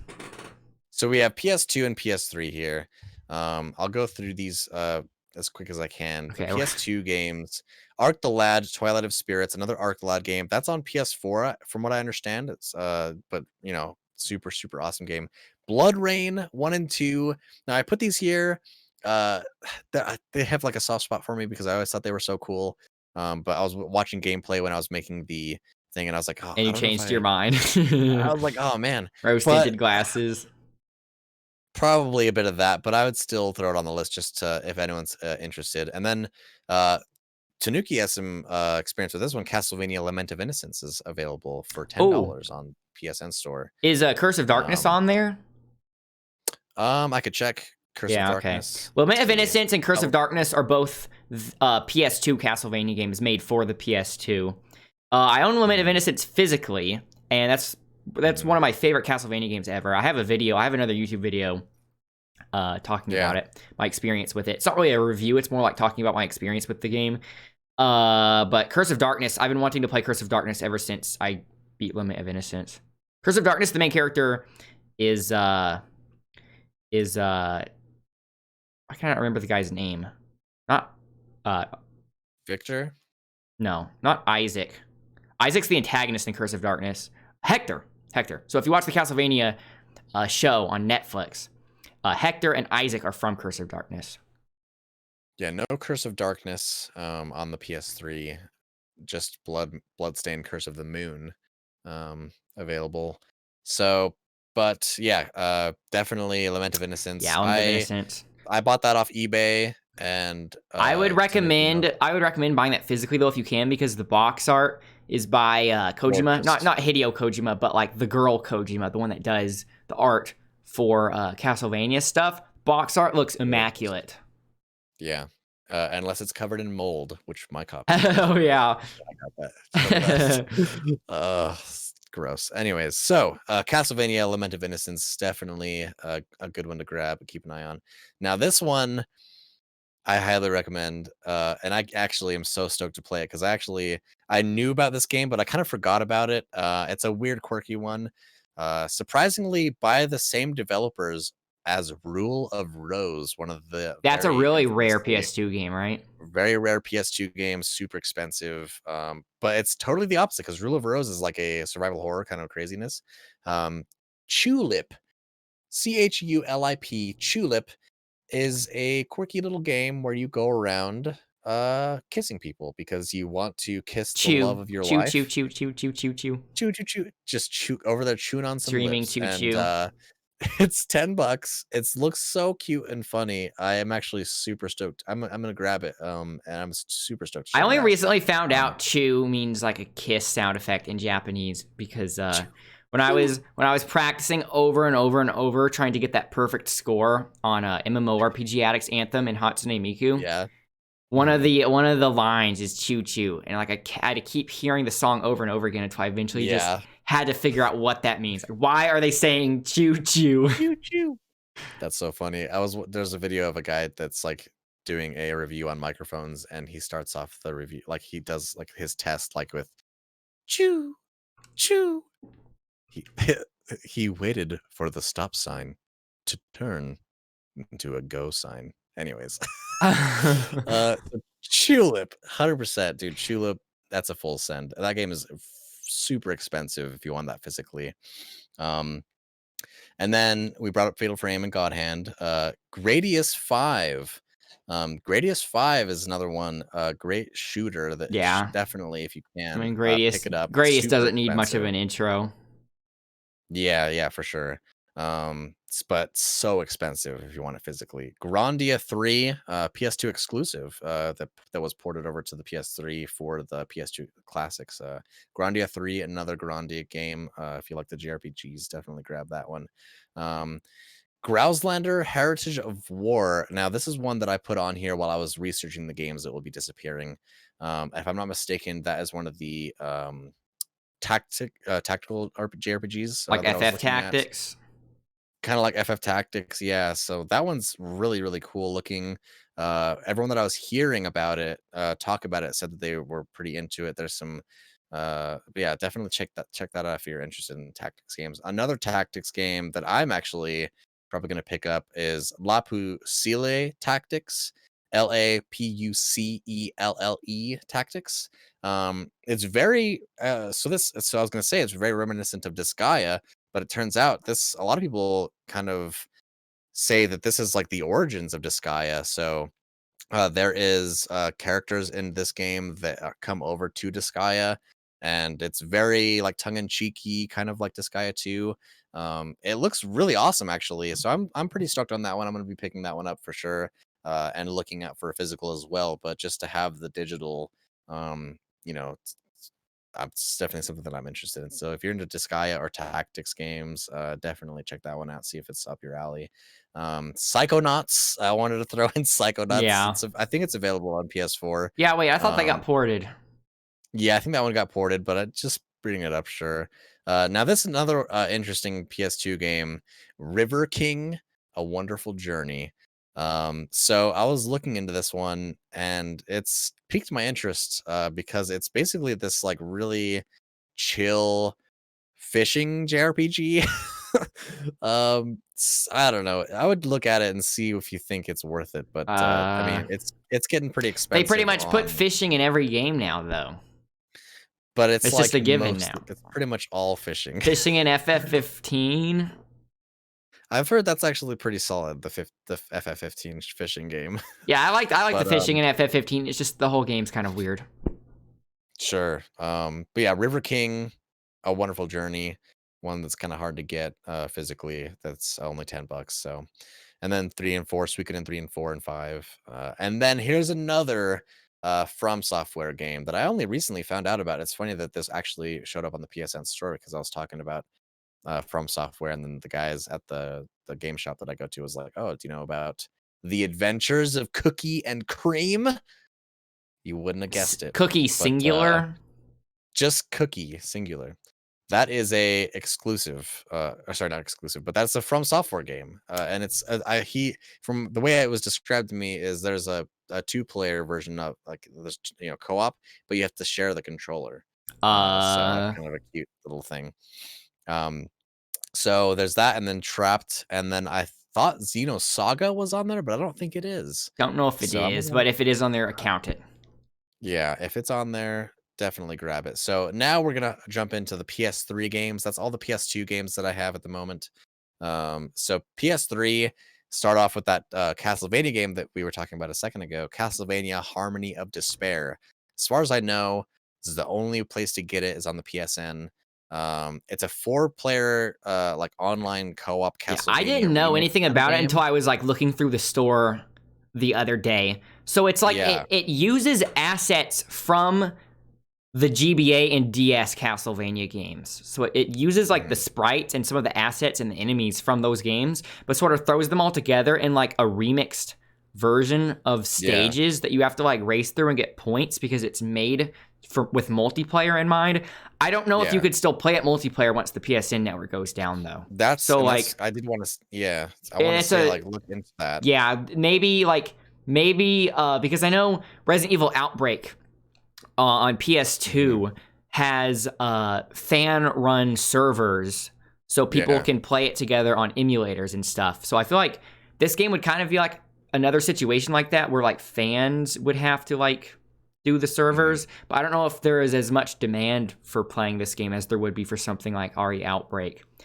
You can I think you can still technically play the game single player. I just don't know if it would be any fun playing it single player. You know what I mean? So it's definitely worth mentioning, but you'd have to look into it some yourself because it's a very unique thing.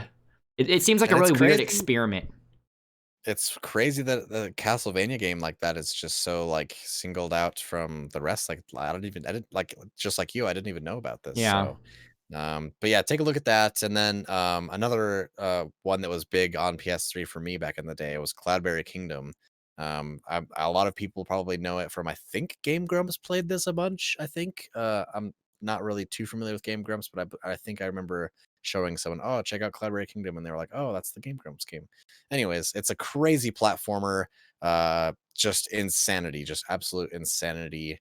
The embodiment of insanity. Is that the roguelike platformer you had me look up? No, that's a different one, I believe. But yeah, it's super wild platformer, very difficult. And then Datura, another very interesting experience on the PS3 that it's going to be going away. The same people that made Linger in Shadows. It's like $6, something like that. Definitely pick that one up. El Shaddai. Apparently, this one's gonna get a So I didn't even know you could buy it digitally on PSN Store. There's a really weird story with that game. So the company that published that game doesn't exist anymore. The company the company that published this game. Yeah, I don't think it's on PSN Store. I'm looking right now. Never mind. Yeah, okay. But since I'm talking about it, might as well talk about it. So El Shaddai Ascension of the Metatron. Released physically for PS3. The company that published it went out of business. And in going out of business, they liquidated all of their studios and everything. So there was, for the longest time, I thought there was like a 0% chance of this ever getting a port or a re-release or anything, right? Yeah. Turns out, like the lead director on the game, like the lead like creative director or something, one of like the employees, like that, who worked on the game, personally bought the IP for himself when the whole thing was getting liquidated and going away. And more recently, I found out on the, I think it's on the Switch or the 3DS. There's like, I forgot if it's on the Switch or 3DS. There's like a Shin Megami Tensei style game. It's like a Shin Megami Tensei clone with like some complicated JRPG name I can't remember. But found out later that that game was actually made by the guy who bought the Ascension of the Metatron IP, and that game actually takes place in the same universe. And now Ascension of the Metatron is coming out to Steam. So I own a physical copy of Ascension of the Metatron, but I'm specifically waiting to play it until it's put on Steam, so that way I can play it, in HD and on a controller I like holding. Yeah, that's not on PSN. The physical copy for PS3 is getting it's rare. It's a super artsy game. Like each level, it's a third-person action game. I don't want to talk about this too much because this isn't relevant to the video topic. But it's a third-person action game. But each level has like a completely different art style, and like each level is kind of a different genre too. Yeah. So it's super artsy, so it just didn't sell well. But anyways, I want to move on since that's not relevant. Look at like one screenshot of that game, and you'll understand. And then we have Hydrophobia, which is a PS3 horror, like a survival horror game. Really interesting. I think it's like $2 or $3, like super cool. Definitely check that one out if you're interested in some survival horror. And then Infamous Festival of Blood. So that's a first-party digital-only game, similar to how Infamous had that First Light expansion. That's like a standalone.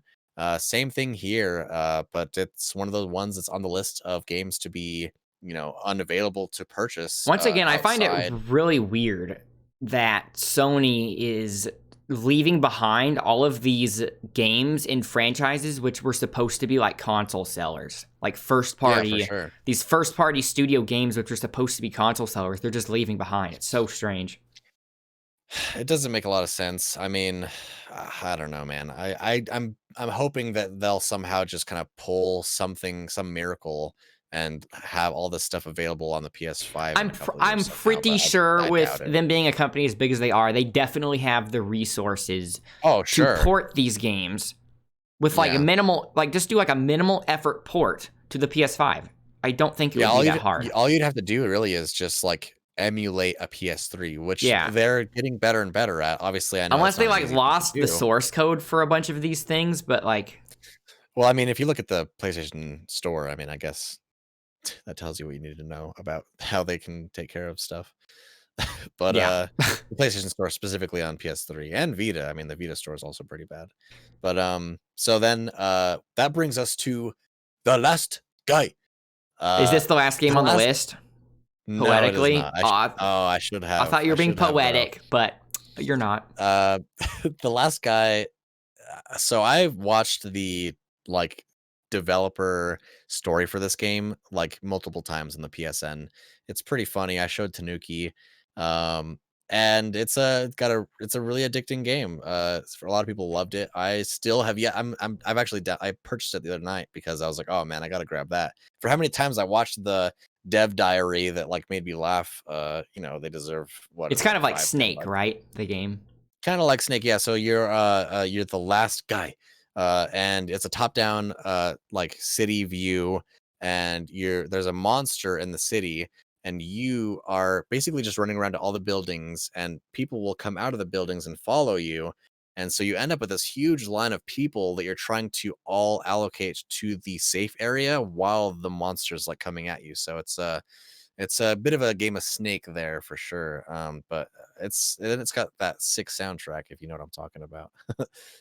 Another one that I actually played, this has a lot of memories for me back when I would sleep over at my uncle's house. He's a big gamer, and he was the first one that I knew to actually even have a PS3.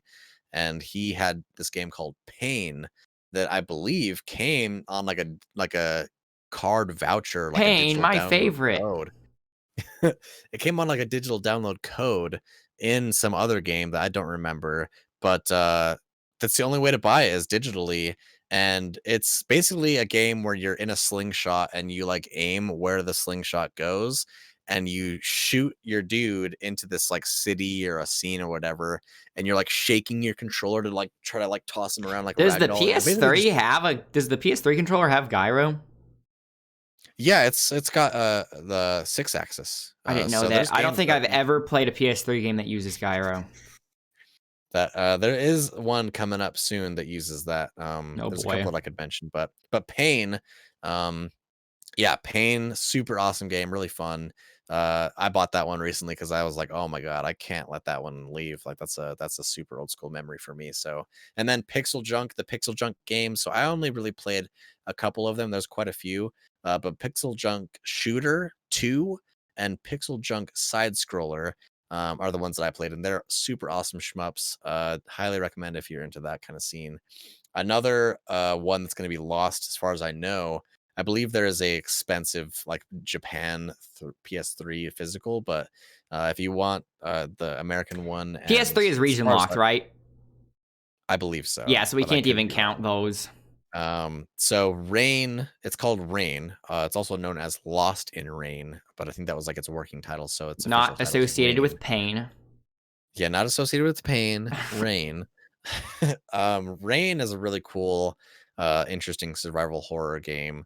It caught my eye back when they announced it like forever ago because like your characters basically like you can't see them except for like just because the rain droplets are hitting on them, kind of like an invisible person. Yeah. And then there's like a monster that's like following you that's pretty spooky. Definitely a cool game to grab. And then there's also Rocket Knight, if you guys are familiar with Rocket Knight Adventures on the Genesis, very beloved uh, platformer that like a new studio picked it up and they tried to make a Rocket Knight game.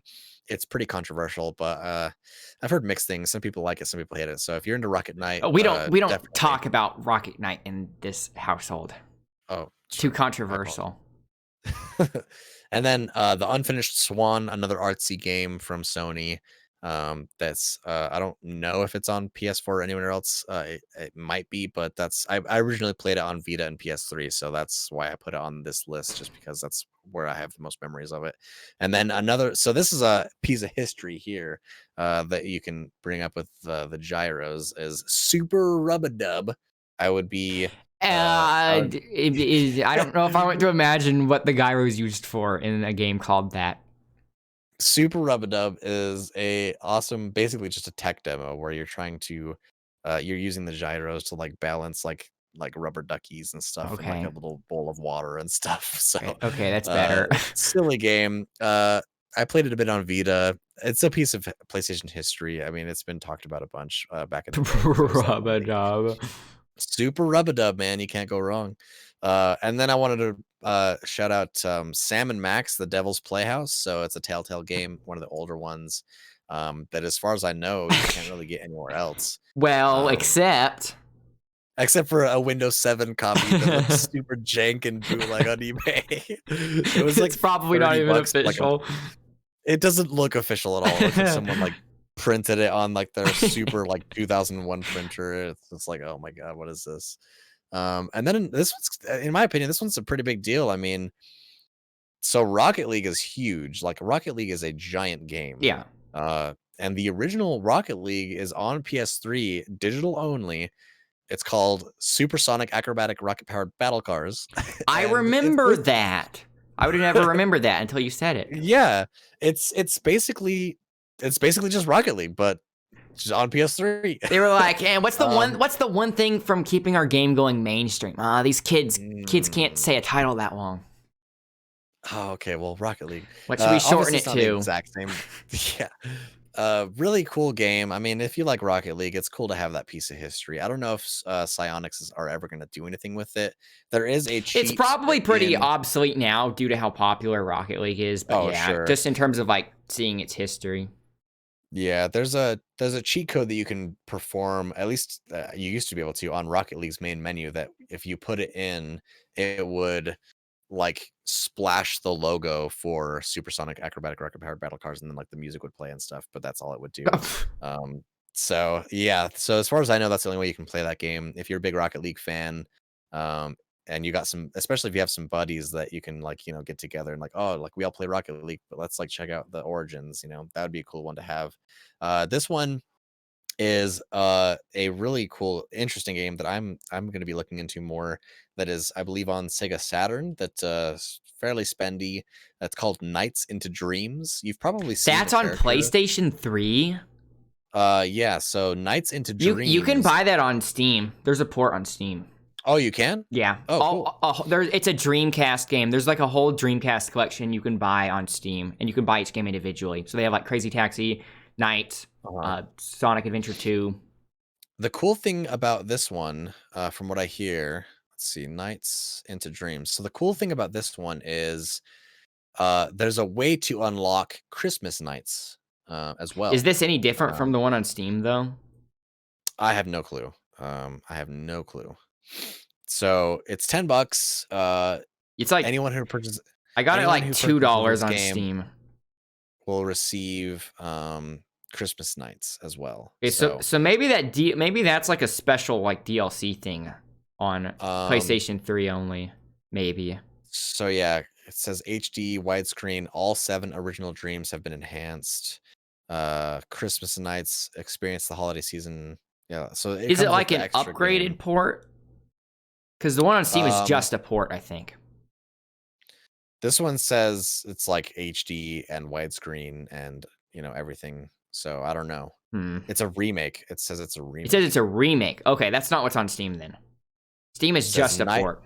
This classic Saturn remake with enhanced graphics, achievements, leaderboards. Okay, that's worth. Yeah, that's definitely worth mentioning. Then it's one that it's up there in price. I mean, obviously, if there's the Steam version, that's awesome. The Steam version is just a port of the Dreamcast version. Okay. So that's one that I wanted to put out there just in case anyone. I mean, I bet a lot of people don't know what I'm talking about, but if you look at it, like it'll probably they've probably seen it before. It's by Yuji Naka, one of the guys that made Sonic. He's making Balan Wonderworld now, but that probably isn't. The character is pretty popular. You might have, if not the game, you've probably seen like cosplayers or like something like that to that extent. And then it's funny that I'm actually ending this. This is the final one on my list, and I'm glad that it is because this one is a special one in my heart, even though it's the silliest game on PlayStation probably. We're gonna end the PlayStation 3 list with Nobi Nobi Boy. So I had to put it in here. Nobi Nobi Boy. For those who don't know, same creators as Katamari Damacy. And it's just a super quirky, weird game. The whole like thing was like stretch this character out, and then you would like feed how much you stretched into this overall like character that's like in space, and they would stretch. And apparently, it's like stretched all around the solar system and back to the Earth. But I don't know if that's what it says in the game. Like you would log in and it was like, hey, like we finally did it. Girl, which is the name of the character, girl stretched all around the universe and back to Earth. Like, wow, you guys are amazing. The way you're describing this reminds me of that Adventure Time episode where Jake has to go through this labyrinth. But he has stretchy powers, so he just stretches so that way like he can go backwards without getting lost. He's basically like leaving a bread trail with his own body, and by the end he's like so thin, stretched out thin. Mangled, yeah. And there's like doors and stuff like slamming on him, and yeah. But Nobi Nobi Boy, just want to let you know. Wait, it's called Nobi Nobi Boy, but the main character's name is Girl. Yeah, because you're not going to provide any answer on that aside from I'm pretty sure. Yeah, Girl is like I think Nobi Nobi Boy is the main character that is actually stretching, like doing the work, and then Girl is like the giant like god in the fucking sky that you're trying to like feed to. But yeah, the song's great. Nobi Nobi Nobi Nobi Nobi Nobi Boy, and it's a great game. Highly recommend it. And just want to let you know that your boy 100%ed the trophy list. So, slight flex. Yeah, no big deal. I 100%ed Nobi Nobi Boy. I mean, I'm sure you use that as a pickup line, right? It may or may not be on my Tinder profile, which whoever is in the area may be able to see. And then, you're forgetting Last Guy. You can mention it at the end. You can mention it, and it'll be poetic because it's the last game you're mentioning. Ha! The game that I haven't mentioned yet is, of course, The Last Guy. Yep. So, did you want to do a segment on PS Minis, real quick? So if for anyone that doesn't know, PS Minis was like a short-lived series of games that PlayStation did that were basically kind of like their answer to mobile games in a way. To just have like very small sized games on the store. I didn't invest much into them. I know that These are there's all some digital only, right? all digital only, no other way to get them. I mean, Okay. so there's a couple minis that are like ports of old, like super old arcade games that I've seen, but for the most part, it's something that I'm not very well versed in, other than the one that we were talking about, Flying Hamster HD, which is a PlayStation Mini that I saw the other day and I mentioned because it's a funny name, but I don't know anything about it. So in other words, it's So shovelware, but exclusive shovelware. And I would say this kind of predicted the state of the Nintendo eShop, because the eShop has so many like mobile games and stuff on it that yeah, it seems like with the eShop they're trying to compete with phone gaming in Japan, right? yeah, So it's yeah, kind of like PlayStation got the idea to use the digital storefront to compete with mobile gaming early by like just by lowering their standards so low and just opening up, like yeah. releasing so many barriers of entry and just letting like anybody with like a playable Mhm. game to put it on there. I'm assuming there's still some sort of like Oh, verification process, but probably yeah. not that hard to get through. All I know is that the PlayStation YouTuber Mystic Ryan Benecki, a long time ago on his channel, he was trying to review like every PlayStation Mini, and I don't remember how many he got to, but I remember watching them when he was doing that because that's one of the channels that that's like the first like PlayStation channel that I ever found, and as far as I remember, the PlayStation Minis, yeah, there's really not much to say. I'm sure there's some If fine it's games out all, there, even if they all but suck, if it's all digital only, PS3 only, we have to mention it, because think of it's all those still people that it's publish yeah, their games on that platform, and right? it's yeah, 100%. It's still sad that that is gonna be lost. Yeah. It's definitely there should be some. I'm sure there is a preservation effort going into play, but it is unfortunate. I'm sure each individual like publisher of each game on there probably owns the source code of their own game. They Yeah, could probably try publishing it somewhere else, but still. yeah. So on in the turn in the on the tab or whatever of the what am I trying to say? The nugget of PlayStation Minis. Unfortunately, I don't have much meat to give. Okay. Okay. Was that the end of the sentence? That's the end of the sentence. Okay. Uh, I think that's all the games that I think I mentioned all of the games. Yeah, I'm pretty sure I went through my whole list. any I'm other sorry it was topics we should touch on? We kind of did the um ranty stuff at the beginning. yeah, I mean the we're almost I don't know if you know, we're about to hit like 3 Yeah, hours. I'm watching the timer. I'm sure you were. So, in terms of we just hope everyone is able to get the games they want and yeah. Yeah, if we missed some games, like, and I know inevitably we missed some important games Oh, that for were worth sure. mentioning. So if you Yeah. know some that we missed that you think are worth mentioning, make sure you put them in the comments. If Yeah. any other new information, if there's any other information we missed or just anything like that, anything you think would be relevant, put it in the comments. If you have questions, put them in the comments. Yeah, or like recommendations if you're like, dude, you said this Yeah. game, you said Nobi Nobi Boy. Maybe you should check this out. Yeah, totally.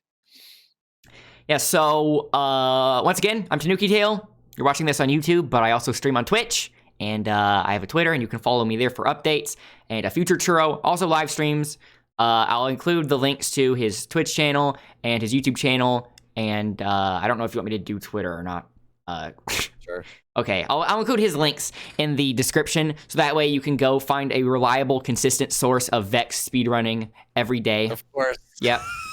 Every day. As far as I know, he's the only 24/7 Vex speedrunner.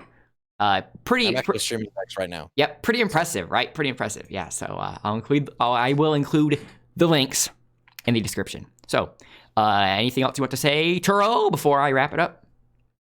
No, just thanks for having me on, and yeah, hope I'll see you guys around. Yep.